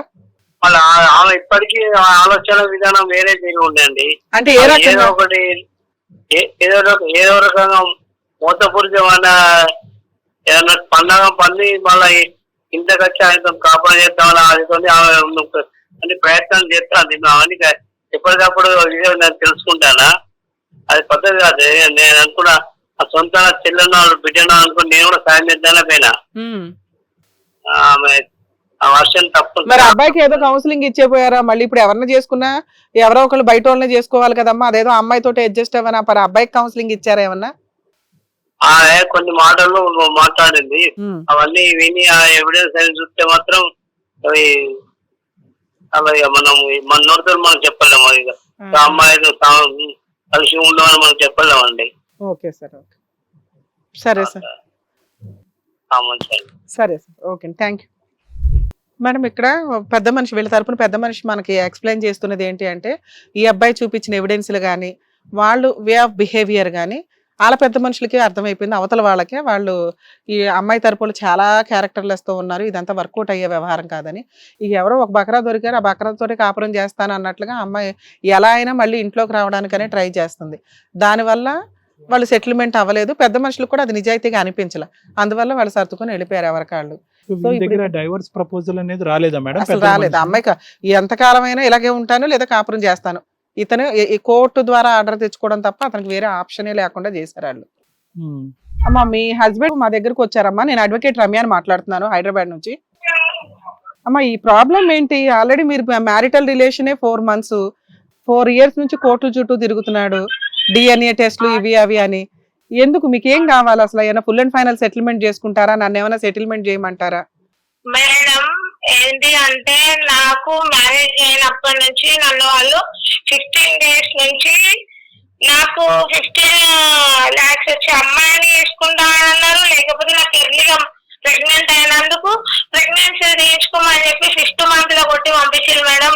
మా చెల్లి ఉన్నది, 5th month లో కొడితే నేను వెనక రూమ్ లో ఉన్న దాన్ని ముందు రూమ్ లో పడ్డా నేను. మా మమ్మీ వాళ్ళు లేరు మేడం, మా మమ్మీ వాళ్ళు మా బావ వాళ్ళది శ్రీమంతం అంటే అక్కడికి వెళ్ళిపోయారు. అప్పుడు ఒకసారి కొట్టేళ్ళు, ఇంకొకసారి మా మమ్మీ వాళ్ళు వేములవాడ వెళ్ళినప్పుడు మా మమ్మీ వాళ్ళు లేరు, కొడితే మా బ్రదర్ 2 o'clock నైట్ 2 o'clock వచ్చి నన్ను తీసుకొని హాస్పిటల్ వెళ్ళి మళ్ళీ ఇంటికి తీసుకొని వచ్చింది మేడం. ఏది నీకు దెబ్బలు తగిలిన పాయింట్ మీద మీరు హాస్పిటల్ కూడా వెళ్ళారు? అంటే నన్ను కింద పడేసి నాకు ప్రాబ్లం అయ్యి స్టమక్ పెయిన్ వస్తా అంటే నైట్ 2 o'clock మా బ్రదర్ హాస్పిటల్ తీసుకొని వెళ్ళారు. అమ్మ మీకు స్టమక్ పెయిన్ వచ్చే టైంకి మీరు హాస్పిటల్కి వెళ్ళారు కదా, ఆ టైంకి మీకు ఫస్ట్ నైట్లు అయినాయా అవలేదా? అయినాయి మేడం, అయినాయి. నాకు 5th month చెప్తాను కదా మేడం, 5th month. ఎందుకనంటే పెళ్ళైన ఎన్ని రోజులకి మీకు ఫస్ట్ నైట్ జరిగిందమ్మా?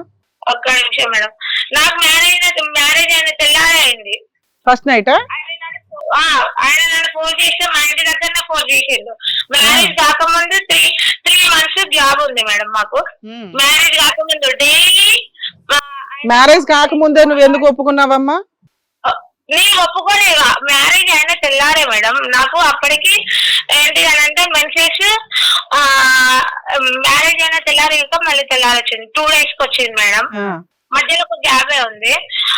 ఏంటిది అంటే ప్రాబ్లం వచ్చినప్పుడే తను ఇంకా ఫోన్ చేసింది నన్ను. ఒక్క నిమిషం నాన్న, నువ్వు అనేది ఏంటంటే మ్యారేజ్ అయిన నెక్స్ట్ రోజు మీ ఆయన ఫోర్స్ చేసి నిన్ను ఫిజికల్ గా కలిసిపోయాడు. ఆ తర్వాత రోజు మళ్ళీ మరి అసలు ఫస్ట్ నైట్ అని అరేంజ్ చేసింది ఎప్పుడమ్మా మీకు? మాకు లేటుగా అన్నారు కానీ ఆయన ఆగలేదు మేడం. ఆయన ఆగల. నువ్వు బుద్ధి ఉందమ్మా, నువ్వు గుడికి వెళ్ళాలి, సత్యనారాయణ వ్రతాలు ఇవి అవి ఉంటాయి, ఫస్ట్ నైట్ కంటూ ఒక ముహూర్తం ఉంటది, ఇవన్నీ ఎవరు నేర్పలేదా నీకు? అవును మేడం, చెప్పాను నేను. ఆయన ఫోన్ చేశాడు, చేసిన దానికి నేను చేస్తాను మ్యారేజ్ చేసుకున్నాక. నేను మ్యారేజ్ చేసుకోక ముందు కాదు, నేను చేసుకున్నాకనే నేను ఆయన అవునమ్మా చేసుకున్నా దానివి. కనీసం పెద్దోళ్ళు ఒక ముహూర్తం పెట్టారు, ఆ 4 రోజులు 5 రోజులు ఆగాలని కూడా తెలీదా? సరే అట్లా ఫోర్స్ చేశాడని వచ్చి మీ అత్తకు గాని మీ అమ్మకి గాని చెప్పావా? చెప్పలేదు మేడం, నేను చెప్పలేదు.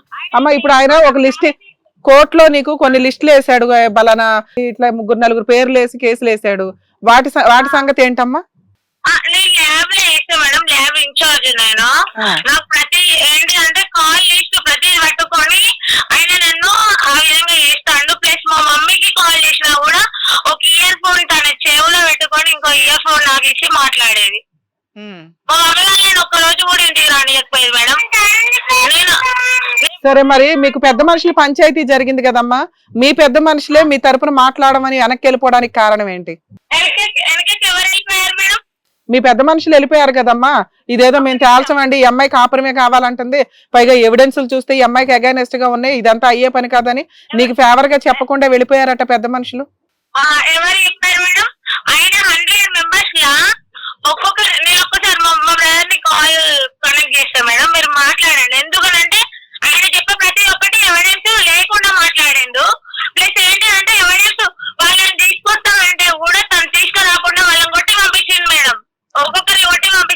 ఎవరో పెద్ద మనుషుల్లా? మేడం ఇగో నేను మా బాబాయ్ తీసుకొచ్చారు వాళ్ళని. మా బాబాయ్ తీసుకొని వచ్చారు. ఒక్కసారి మా బ్రదర్ కి కాల్ ఒక్క నిమిషం కనెక్ట్ చేద్దు ఉండమ్మా, నువ్వు చెప్పాల్సింది చెప్పేస్తే మళ్ళీ మాట్లాడదాం మీ బ్రదర్ తో కూడా. ఒక్కసారి ఎందుకంటే మా బ్రదర్ ఉన్నారు మేడం, ప్రతి విషయంలో మా బ్రదర్ ఏంటి ఏంటనేది అన్ని చూసుకుంటూనే వస్తారు. ఒక్కసారి మీరు మా బ్రదర్ తో మాట్లాడారు. ఎందుకనంటే ఆయన చేసి అన్ని చేసిండు, నన్ను కోర్టులో పెట్టేసిండు, నన్ను ఇష్టమైన తిట్టుడు, ప్లస్ మా ఫ్యామిలీ మెంబర్స్ అందరి దగ్గర బ్యాక్ చేసుడు, ఇంకేమని బెదిరిస్తాడు అంటే బ్లాక్ మెయిల్ చేయడం.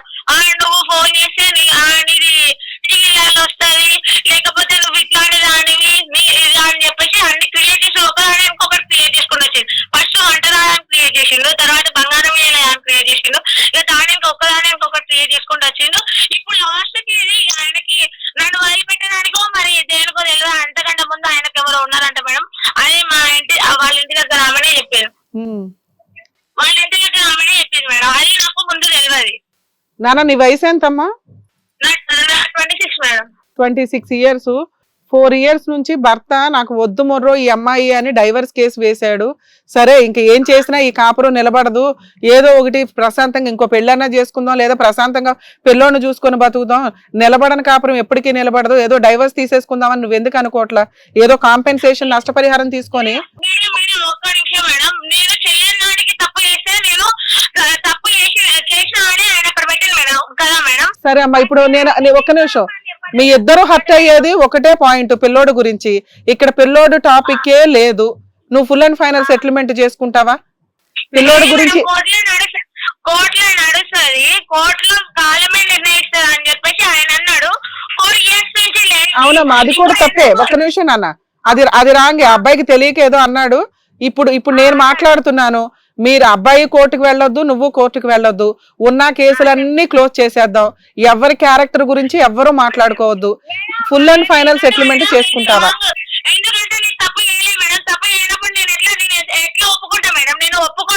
ఏం ఒప్పుకో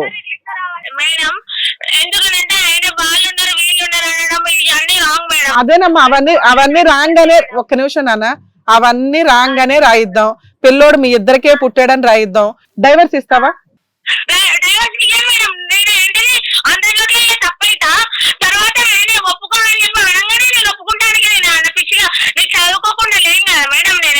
సరే అమ్మా, ఏమేం కేసులు ఫైల్ చేసావమ్మా ఇప్పటిదాకా నువ్వు?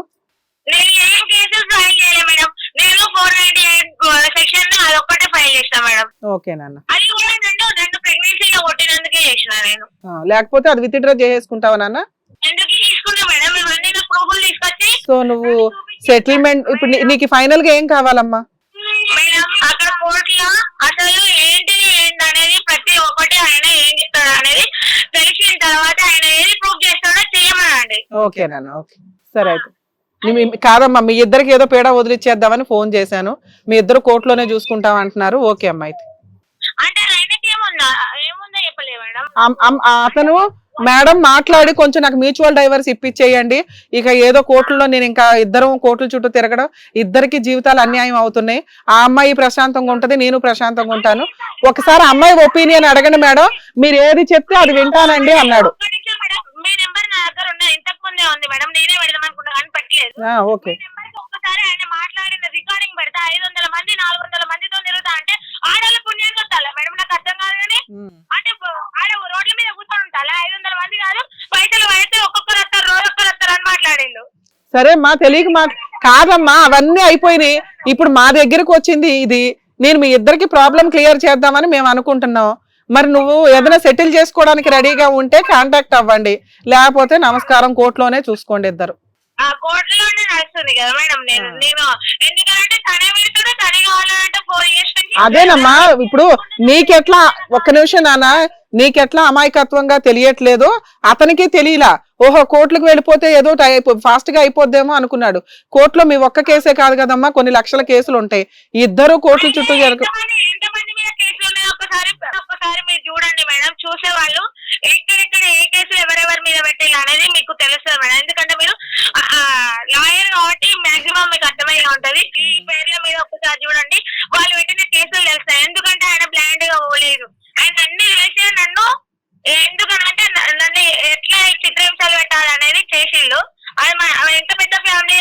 సరే అమ్మా, 4 నెలల కాపురానికి 4 ఏళ్ల నుంచి మీరు కోర్టుల చుట్టూ తిరుగుతున్నారు. మీ ఇద్దరి హీట్ ఇంకా తగ్గల. ఈ హీట్ అంతా కోర్టులు తగ్గిస్తాయి, కంగారు పడకండి. ఓకే నాన్న, మీరు మమ్మల్ని నమ్ముకొని వచ్చి రిక్వెస్ట్ చేశారు, మేడం ఫోన్ మాట్లాడండి మీకు క్లారిటీ వస్తుంది, దాన్ని బట్టి ఆ క్లారిటీ ఏంటో నాకు చెప్పండి అని. మీరే విన్నారు కదా. ఆ అమ్మాయి 100% సెటిల్మెంట్ చేసుకోదు. ఆవిడకి జరగాల్సినవన్నీ వెనక హ్యాపీగా జరుగుతున్నాయి. ఎందుకంటే రియల్గా సఫర్ అయ్యే వాళ్ళు ఎవరు కూడా 4 years తర్వాత ఇలా మాట్లాడరు. ఏదో నిన్న మొన్న జరిగిన హీట్లో మాట్లాడుతుంది ఆ అమ్మాయి. ఏదన్నా కానీ ఇప్పుడు ఆ DNA టెస్ట్ ఏదో ప్రూవ్ అవ్వాలట ఆవిడకి కూడా, నీకు అదే ప్రూవ్ అవ్వాలి. కాబట్టి మీరు కోర్టుకు వెళ్ళారు, క్లైమాక్స్ స్టేజ్లో ఆ కేసు ఉంది. ఆ అమ్మాయి మీ మీద ఏ కేసులు వేయలా. ఇది ఒక్కటి ఆ DNAని ఆవిడేసే కేసుల్లో ఛాలెంజ్ చేసుకుంటూ ఇదేమన్నా ఆపుకోవడానికి డైవర్స్ ఒకటి ప్రొసీడ్ అయితే మీకు చాలా ఫాస్ట్గా అవుతుంది. సార్ మాట్లాడినాక చెప్తాం మళ్ళీ. శివ, ఒకటే నాకు ఇది మేజర్గా లీగల్ ఆస్పెక్ట్, ఇందులో నేను మాట్లాడేది కూడా తక్కువ ఉంటుంది. కానీ ఇక్కడ ఏంటంటే at the end of the day ఇదంతా కూడా ఏంటంటే లీగల్ బ్యాటిల్ నుంచి ఈగో బ్యాటిల్ అయిపోయింది. ఇప్పుడు ఆ అమ్మాయి అంత పౌరుషంతో మాట్లాడుతుంది, అంత కోపంతో మాట్లాడుతుంది.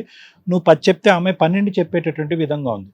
నీది కరెక్టా, ఆ అమ్మాయిది కరెక్టా అనేటటువంటిది మాకు తెలియదు, ఆ భగవంతుడికి తప్ప. ఎందుకంటే కనుక ఆ అమ్మాయి ఇప్పుడు ఎలా మాట్లాడుతుంది, సార్ నాకు కంపెన్సేషను వద్దు, డైవర్సు ఇవ్వను, పోనీ పెళ్లి కావాలంటే పెళ్లి కావాలో వద్దు అనేది నాకు తెలీదు. ఒకటే ఒక మాట అన్ని బాయిల్ అయిపోయి పెళ్లి కావాలా వద్దా, డివోర్స్ కావాలా వద్దా, కంపెన్సేషన్ కావాలి, ఇవేమనట్లే. వేలెత్తి చూపెట్టాడుగా నిరూపించబడమని. అంటే ఒక ఆడదాని యొక్క క్యారెక్టర్ మీద వేలెత్తి చూపెడితే కనుక పబ్లిక్గా 400-500 మంది సమక్షంలో నీ క్యారెక్టర్ కరెక్ట్ కాదు, మనకి ఫస్ట్ నైట్ ఈ రోజు అయ్యింది, నువ్వు 6 అంటే ఆ అమ్మాయి మాట నేను చెప్తున్నా, నువ్వు ఏమన్నా చెప్పుకో, ఏమన్నా ఆధారాలు చూపెట్టు. At the end of the day మొత్తం అంతా కూడా ఇది సుడిగుండంలాగా తిరిగి ఫైనల్గా ఒకే పాయింట్ దగ్గరికి వస్తుంది. ఏంటంటే నా మీద వేలెత్తి చూపెట్టే కదా, దమ్ము ధైర్యం ఉన్న మగాడైతే ప్రూవ్ చేసుకో. అది ప్రూవ్ అవుతుందా? ఎలా ప్రూవ్ అవుతుంది? అవ్వదు. డాక్టర్ల సంతకాలు పెట్టినా, లాయర్ల సంతకాలు పెట్టినా కూడా అది ఒక హ్యూమన్ రైట్స్కి సంబంధించినటువంటి ఒక అంశం. ఆ అమ్మాయి వచ్చి సంతకం పెట్టి నా DNA పరీక్ష చేయించుకోండి, నా బిడ్డ DNA పరీక్ష చేయించండి అని ఆ అమ్మాయి ఇస్తేనే ఇది పరీక్ష నిరూపించబడుతుంది, బిడ్డ ఎవరికి పుట్టారు అనేది తేలుతుంది. ఆ అమ్మాయి చచ్చే లోపల అది ఇచ్చేటట్టు లేదు, ఇంకెలా తేలుతుంది పరీక్ష తేలదు. పోనీ ఈ అబ్బాయి ఒక మెట్టు దిగి DNA పరీక్ష అక్కర్లేదు, ఏమీ అక్కర్లేదు, ఆడు ఎవడికి పుడితే ఆడికి పుట్టాడు, మనం అయితే లెక్క తేల్చుకుందాము, నీకెంత కావాలి నేనెంత ఇస్తాననేది కూర్చుందాం అంటే కాదు. ఇప్పుడు ఆ అమ్మాయి ఏమైందంటే కనుక, ఆ అమ్మాయి మాట్లాడే తీరు పద్ధతి చూస్తూ ఉంటే కనుక ఎక్కడైతే పరువు తీసావు, ఇప్పుడు ఆ అమ్మాయి ఈ అబ్బాయి ఏమంటున్నాడు, ఒప్పుకోమనండి అంత లెక్క తేల్చేసుకుందామని మీ అబ్బాయి అంటున్నాడు. ఏది ఏమయ్యా బిడ్డ నాకు పుట్టలేదు, ఎక్స్కోడ్కి నాకు కలిపి పుట్టాడు అని చెప్పమంటుంది. ఆ అమ్మాయి అలా కాదు, ఆ ఇష్యూ తీసి పక్కన పెట్టేసి ఇంకో లెవెల్కి వెళ్ళింది.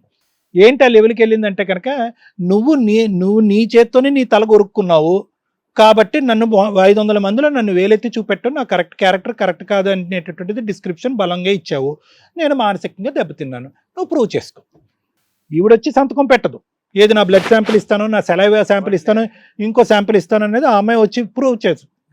ఆ అమ్మాయి ఎందుకు ఇవ్వదు అంటే కనుక, నా క్యారెక్టర్ గురించి నేను మాట్లాడుకుంటాను కానీ బ్లడ్ శాంపుల్ని ఈ శాంపుల్ ఇచ్చి నన్ను ఎందుకు ప్రూవ్ చేసుకోవాలి, నా కొడుకు అతనికి తండ్రి ఇతను నన్ను ప్రూవ్ చేసుకోవటానికి నా మనస్సాక్షికి తెలుసు కాబట్టి అదే ప్రూఫ్ అన్నట్టుగా ఆవిడ మాట్లాడుతుంది.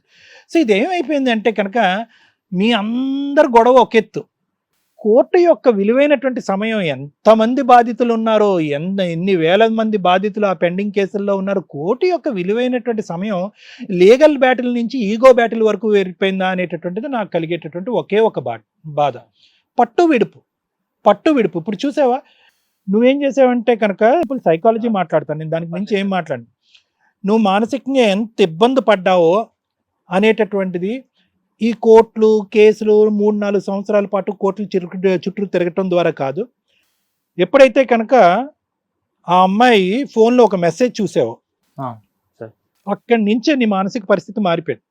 ఏంటా మెసేజ్ అనేటటువంటిది నేను మాట్లాడను. ఆ అమ్మాయి ఏమొచ్చి కస్టమర్స్ అండి, క్లయింట్స్ అండి, బోల్లా మంది వస్తారండి, ఇలా పెడతారండి, అలా పెడతారని చెప్పి. ఒకప్పుడు పెట్టిన ఆ విధంగా ఎందుకు పెడతారు అనేటటువంటిది ఇక్కడ ఉండేటటువంటి ప్రశ్న. సరే, ఆ మెసేజ్ పక్కన పెట్టద్దాం.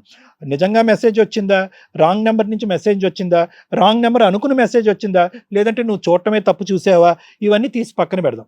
కానీ ఆ మెసేజ్ ఎప్పుడైతే వచ్చిందో మానసికంగా నువ్వు చితుకుపోయావు, విరిగిపోయావు. ఏంటి ఈ అమ్మాయి? నెంబర్ 1. నెంబర్ 2, శారీరకపరమైనటువంటి కలయిక పెళ్ళి అయిన తర్వాత ఎప్పుడు జరిగింది అనేటటువంటిది ఇక్కడ ఒక కాంట్రవర్సీ. వెంటనే అయ్యింది, పెళ్ళైనటువంటి మర్నాడే అయ్యిందని ఆ అమ్మాయి అంటుంది. కాదు, ఈ టైం ఫ్రేమ్ లో అయ్యింది అని అంటున్నా. అమ్మా ఒకటమ్మా, అమ్మ ఇది బ్రహ్మదేవుడు దిగి వచ్చిన ఈ లెక్క తేల్చలేదు అమ్మ. వాళ్ళిద్దరు ఎప్పుడు శారీరకంగా కలిశారు అనేది బహుశా బ్రహ్మదేవుడికి ఏమైనా తెలుస్తుందేమో కానీ మాకెవరికి తెలియదు. ఎందుకంటే కనుక దాన్ని బట్టే మొత్తం కొడుకు ఆ కొడుక ఇతని కొడుక కాదా అనేటటువంటి లెక్క తెలిసేది. వాస్తవానికి ఆ బ్లడ్ రిపోర్ట్ ఏదైతే అల్ట్రాసౌండ్ రిపోర్ట్ 6 weeks ప్రెగ్నెంట్ అనేటటువంటి మాట అన్నాడో అది కూడా లెక్క తేల్చదు. ఎలా తెలుస్తుంది? పెళ్ళైనటువంటి మర్నాడే మా మొగుడు నా మీద ఆగలేదండి, వీళ్ళు వచ్చి బలాత్కరించి చేసేసాడు కాబట్టి అనేటటువంటి విధంగా మాట్లాడుతాం. సో ఇప్పుడు ఏంటంటే ఇది ఎలా తేలుతుంది లెక్క? ఆ కొడుకు ఎవరు కొడుకు అనేటటువంటిది లెక్క ఎలా తేలుతుంది?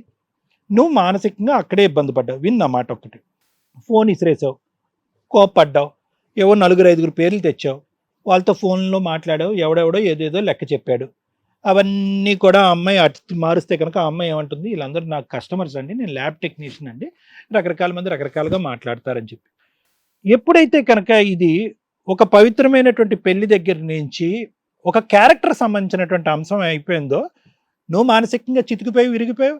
ఇదేంటి ఒక క్యారెక్టర్ లేనటువంటి అమ్మాయిని నాకు ఇచ్చి కట్టేశారా, లేదంటే బలవంతంగా అన్నదమ్ములు తీసుకొచ్చి ఆ అమ్మాయి పెళ్లిపేటల మీద కూర్చుని.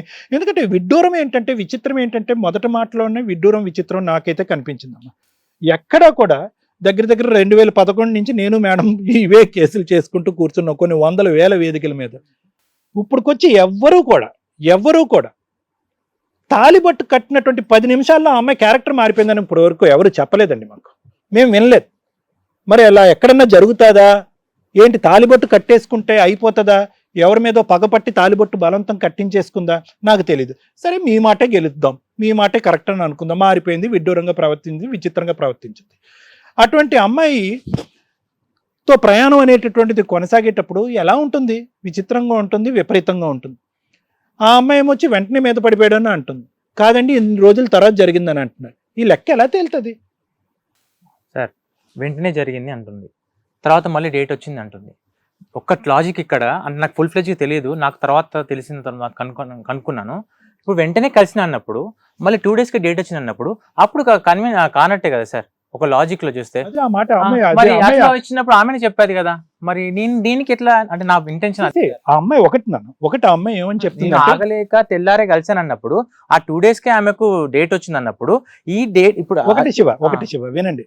The process of sexual intimacy మీ ఇద్దరి మధ్యన జరిగినటువంటి భార్యాభర్తల సంబంధం అనేటటువంటి ఒక దఫా కాదు, పదే జరిగిందని ఆ అమ్మాయి అంటుంది. ఇదేమి ఒక్కసారితో కాదు, ఏమో పీరియడ్ అయిపోయింది, పీరియడ్ అయిన తర్వాత కూడా కలిసి ఉండొచ్చుగా, కలవలేదా?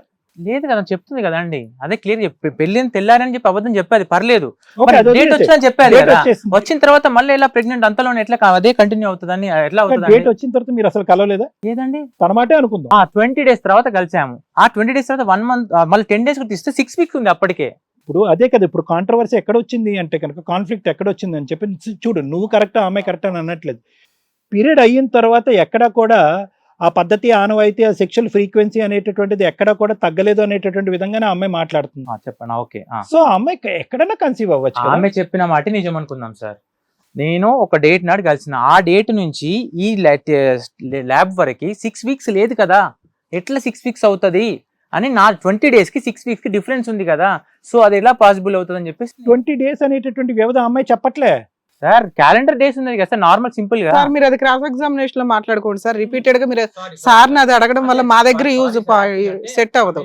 ఒకటి at the end of the day నాకు తెలిసినంత వరకు ఫిజికల్ గా మీరు ఎప్పుడు కలిశారు, ఎన్నిసార్లు కలిశారు, ఆ అమ్మాయి ఎంత ప్రెగ్నెంట్, సో కాబట్టి పెళ్లికి ముందే ఆ అమ్మాయి ప్రెగ్నెన్సీ వచ్చి కన్సీవ్ అయిందా అనేటటువంటి అంశాల గురించి మనం వాదించుకుంటే కనుక ఇంకో 10 గంటల పాటు వాదించుకోవచ్చు. నేను భయంకరంగా వాదిస్తాను ఆ సబ్జెక్ట్ గురించి. ఎటొచ్చి ఏంటంటే ఆ అమ్మాయి ఇక్కడ ప్రత్యక్షంగా లేకుండా ఈ మ్యాటర్ మనం మాట్లాడుకుంటే కనుక ఒక చేత్తో చప్పట్లు కొట్టినట్టు అవుతుంది. So plus number 1. నెంబర్ 2 ఏంటంటే ఆ అమ్మాయి ఇప్పటికే పీకల లోతు కోపంగా మీ మీద ఉంది. ఎందుకంటే 100 మందిలో మీరు క్యారెక్టర్ అసాసినేట్ చేశారు కాబట్టి, నలుగురు మధ్యలో ఏంటంటే ఈ అమ్మాయి క్యారెక్టర్ కరెక్ట్ కాదని అంటుంది కాబట్టి, రేపొద్దున మీరు విడాకులు తీసుకున్నా కూడా ఆ అమ్మాయి తలెత్తుకుని బజార్లో తిరగలేదు కాబట్టి, ఆ కొడుక్కి తండ్రి ఎవరు అని నలుగురు 4 విధాలుగా మాట్లాడతారు కాబట్టి, మీరు ఆల్రెడీ క్యారెక్టర్ అసాసినేట్ చేశారు కాబట్టి, డివోర్స్ తీసుకున్నా కూడా రేపొద్దున మెడకాయ మీద తలకాయ ఉన్నవాడు ఎవడు కూడా ఆ అమ్మాయిని నడిబజార్లో వచ్చి సమాజంలో వచ్చి ఆ అమ్మాయిని మళ్ళీ పెళ్లి చేసుకోడు కాబట్టి, ఆ అమ్మాయి ఒక పగపట్టినటువంటి నాగుపాము లాగా ఆ అమ్మాయి ఈ రోజు ఏంటంటే మీ మీద కాటేయటానికి రెడీ అయింది అంతే. ఆ అమ్మాయి ఇప్పుడు విడాకుల గురించి మాట్లాడట్లేదు, కంపెన్సేషన్ గురించి మాట్లాడట్లేదు. Only one and only thing, ఆ అబ్బాయి ఛాలెంజ్ ఇసిరాడండి, కోర్టులో తేలుతుంది అనేటటువంటి అంశం ఉంది అని చెప్పి బ్లడ్ శాంపుల్ ఇవ్వదు, DNA పరీక్ష కూడా రాదు. సో ఇది నడుస్తూనే 10-15 సంవత్సరాలు నడుస్తూనే ఉంటుంది. ఆఖరికి ఆ అబ్బాయికి పెళ్లి కూడా అయిపోయినా కూడా మనం ఆశ్చర్యపడక్కర్లేదు ఈరోజు. సో కాబట్టి నేను అనేది ఏంటంటే కనుక సార్ నాకు ఒక request, 1 minute sir.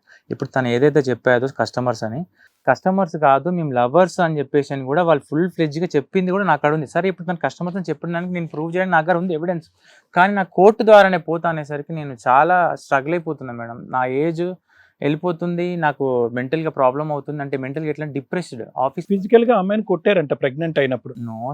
No sir అది ఫుల్ ఫ్లెడ్జ్గా అని మాట్లాడారు సార్. సరే నేను ఇంక చెప్పేది ఏం లేదు నాన్న. ద థింగ్ ఈజ్ ఏంటంటే వన్స్ ఫర్ ఆల్ ఇది ఏంటంటే already it is in the purview of the court.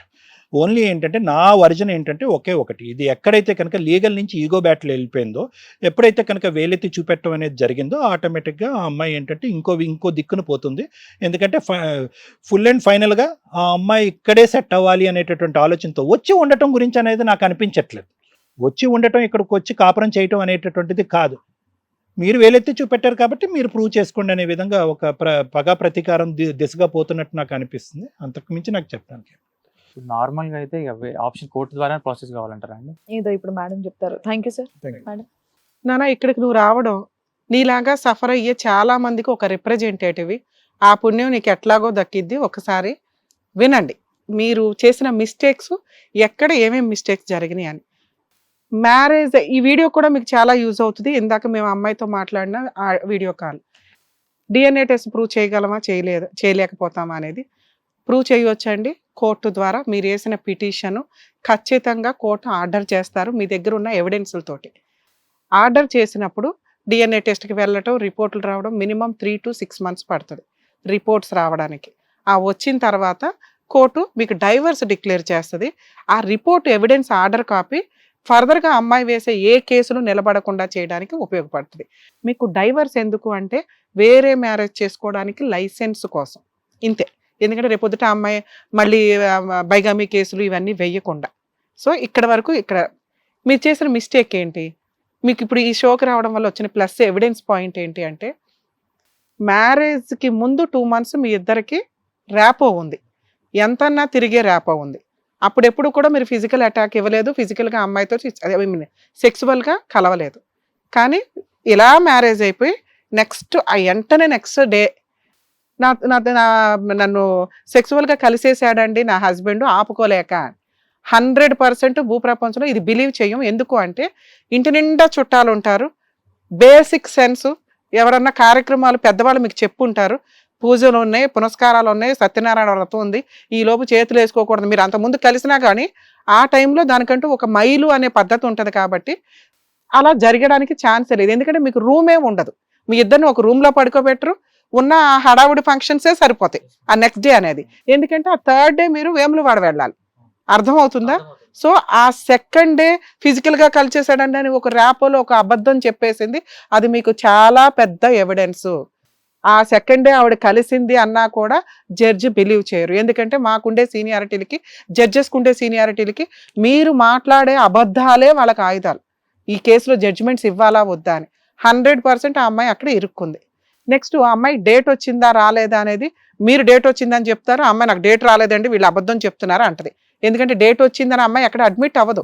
దీనిలో ఉంది మేడం, ఏది కౌంటర్లో ఉందా? ఓకే, దాంట్లో డేట్ వచ్చిందని అమ్మాయి మెన్షన్ చేసింది అనుకోండి. ఆ ఫస్ట్ నైట్ జరిగింది ఏదైతే ఆవిడ చెప్తున్న 2nd డేనే ఫిజికల్గా కలిశారనేది వర్కౌట్ అవ్వదు. అర్థమవుతుంది? అంటే ఆ అమ్మాయి అబద్ధాలు చెప్పే క్యారెక్టర్ అనడానికి ఈ ఫోన్ కాల్ మీకు ఒక ప్లస్ పాయింట్. 2, ఆ డేస్ ఏవైతే క్యాలిక్యులేషన్ ఉన్నాయో ఇంత మీరు పోరాడవసరలా. మీరు పోరాడుతున్న ఒకే పాయింట్ పిటిషన్. 100% కోర్టు ఆర్డర్ చేస్తుంది. అది ఆర్డర్ వచ్చే వరకు కొంచెం మీరు టెన్షన్స్ పడకండి. 2, ఇలా కేసులు ఉన్న వాళ్ళందరూ కూడా 1కి 100 సార్లు ఆలోచించండి. మీకు దగ్గర ఎవిడెన్స్లు ఉంటే ఎవిడెన్స్ని ఒక ఆయుధంగా వాడుకోవాలి, కానీ ఎవిడెన్స్ని పంచకూడదు. ఎందుకంటే మీరు ఎప్పుడైతే పంపకాలు చేసుకుంటారో ఆ ఎవిడెన్స్ అవతల వైపు లీక్ అయిపోయి దానికి తగ్గ కౌంటర్లు రెడీ అయిపోతే దానికి తగ్గ ఆపోజిట్ ఎవిడెన్స్లు రెడీ అవుతాయి. 2, ఒకసారి పరువు పోయినాక పోయిన పరువు ఇంకా అవసరంలా, మీ జీవితాలు సర్వనాశనం చేయడమే టార్గెట్. మన దగ్గర ఉన్న ఎవిడెన్స్ ఏంటి, అమ్మాయి క్యారెక్టర్ పలానా అని, అవి పర్ఫెక్ట్గా పెట్టుకోవాలి. ఆ మాటలే వాళ్ళకి ఆయుధాలలాగా తగలాలి.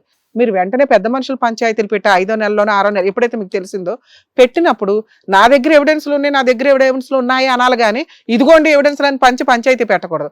అది 100 మంది దగ్గరికి వెళ్ళిపోయింది.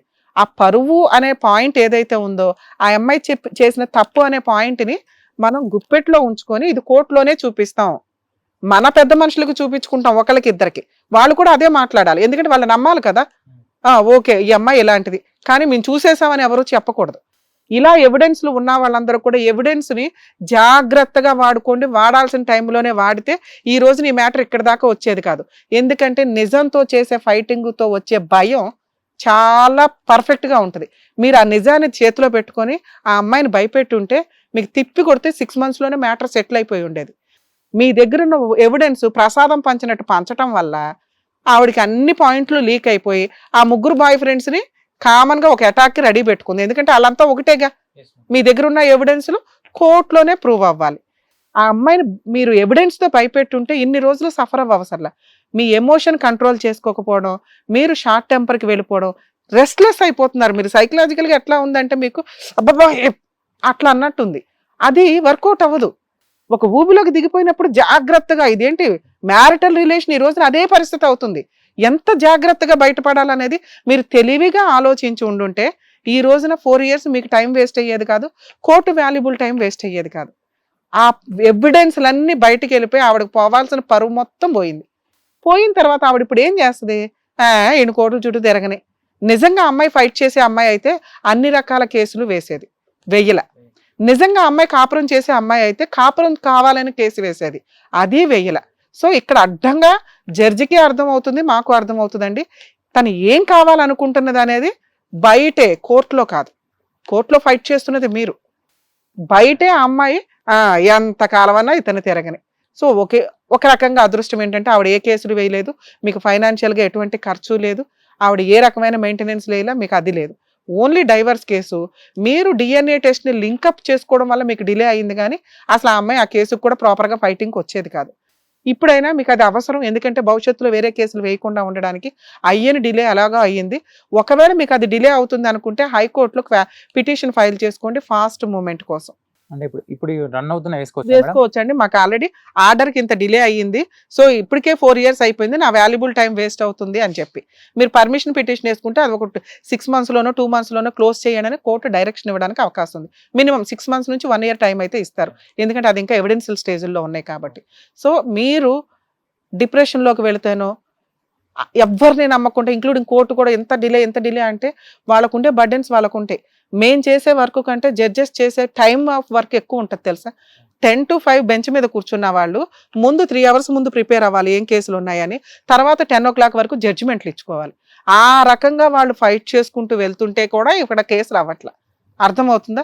సో మనం ఒక పిటిషన్ పడేసి అదేదో టీవీ షో లాగానో ఎట్లా గబగబా అయిపోవాలంటే అందరికీ అవ్వదు కదా నాన్న. మీరు అది డిప్రెషన్గా పెట్టుకోకండి. కోర్టులో న్యాయం జరగలేదు అనుకోవద్దు, మీకు 100% న్యాయం జరిగిద్ది.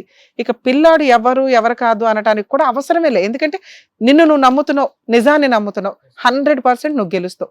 ఇక్కడ నువ్వు ధైర్యంగా ఉంటే మీ అమ్మ నాన్న ధైర్యంగా ఉంటారు. 4 years తర్వాత కూడా మీరు కడుపులో నుంచి ఏడుస్తున్నారు. ఎందుకు అంటే మీకు మీరే తప్పులు చేసుకున్నారు. ఇక్కడ మీ దగ్గర ఉన్న ఆయుధాలను పర్ఫెక్ట్గా వాడుకోకపోవడం వల్ల మీకు కొంచెం డిలే అయిపోయింది. ఆవిడ నోటుకు వచ్చినట్టు మాట్లాడుతుంది. ఆ అమ్మాయికి రూపాయి కాంపెన్సేషన్ ఇవ్వద్దు, రూపాయి మెయింటెనెన్స్ కూడా వెళ్ళదు.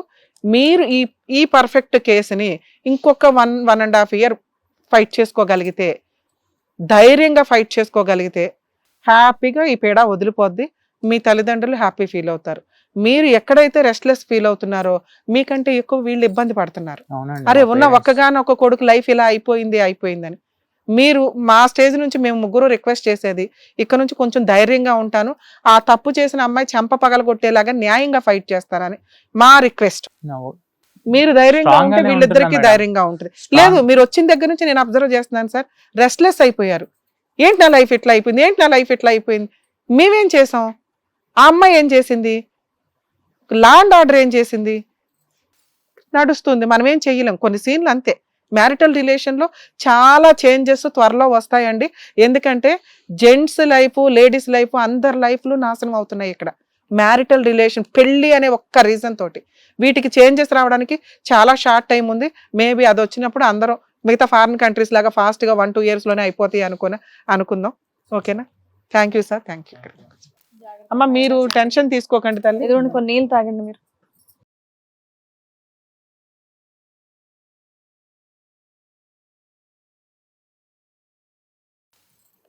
శివ గారు, సార్ చెప్పారు, మేడం చెప్పారు, ధైర్యంగా ఫైట్ చేయండి. సో ఇక్కడ మీకు క్లియర్ గా అర్థమై ఉంటుంది మేడం ఏం చెప్పారు ఏంటి అనేది. మీరు అనవసరంగా చిన్న ఏజ్ చక్కగా జాబ్ చేసుకుంటున్నారు. మీరు అలా డిప్రెషన్ లో ఉండడం వల్ల అదిగోండి మీ పేరెంట్స్ కూడా చాలా వీక్ గా కనిపిస్తున్నారు. ఈ ఏజ్ కే వాళ్ళ ఏజ్ తక్కువగానే అనిపిస్తుంది కానీ చాలా వీక్ గా అనిపిస్తున్నారు. కాబట్టి ధైర్యంగా ఫైట్ చేయండి. చెప్పారు కదా మేడం, చెప్పినట్టుగా చేస్తే 1.5 year లో మొత్తం క్లియర్ అయిపోతుంది. సో ప్లీజ్ ధైర్యంగా ఉండండి, జాగ్రత్తగా ఉండండి. నెక్స్ట్ మీ లైఫ్ కూడా బాగుండాలని చెప్పేసి కోరుకుంటున్నాం. ఏమ్మా జాగ్రత్త, మీరు ఆరోగ్యం కాపాడుకోండి. మీరు అలా డల్ గా ఉన్నారంటే అబ్బాయి కూడా డల్ అయిపోతాడు. మీరు కూడా కొంచెం ధైర్యం చెప్పాలి, అక్కడ తప్పే ఉందని. కాదు మేడం, ఇప్పుడు ఒక అమ్మాయి చేసిన తప్పు అదే అర్థమైంది, కానీ దాని నుంచి ఎలా బయటపడాలి అనేది ఇక్కడ చక్కగా మేడం క్లియర్ గా ఎక్స్ప్లెయిన్ చేశారు. నాకు తెలిసి నోట్ చేసుకున్నానండి, ఇంత డీటెయిల్ గా మీకు బయట కూడా ఎవరు చెప్పరు నాకు తెలిసి. మేడం చెప్పిన పాయింట్స్ నోట్ చేసుకున్నాను, మైండ్ లో పెట్టుకున్నాను. అండ్ అలాగే మీ మిస్సెస్ తో కూడా మాట్లాడిన తర్వాత ఆవిడ మెంటాలిటీ ఏంటి అనేది కూడా సార్ విని కూడా చెప్పారు. కాకపోతే న్యాయంగా వెళ్ళండి, ఎవిడెన్సెస్ అన్ని కూడా ఉన్నాయి కాబట్టి ప్రకారంగా మీరు అన్ని చూసుకుంటే సరిపోతుంది. ఏంటి జాగ్రత్త, మంచిగా తినండి, ఆరోగ్యంగా ఉండండి, హ్యాపీగా ఉండండి please. Thank you. Thank you ma'am. Thank you sir. By నాన్న.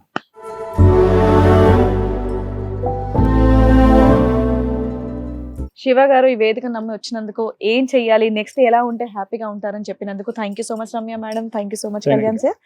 మరో కథతో మళ్ళీ కలుద్దాం.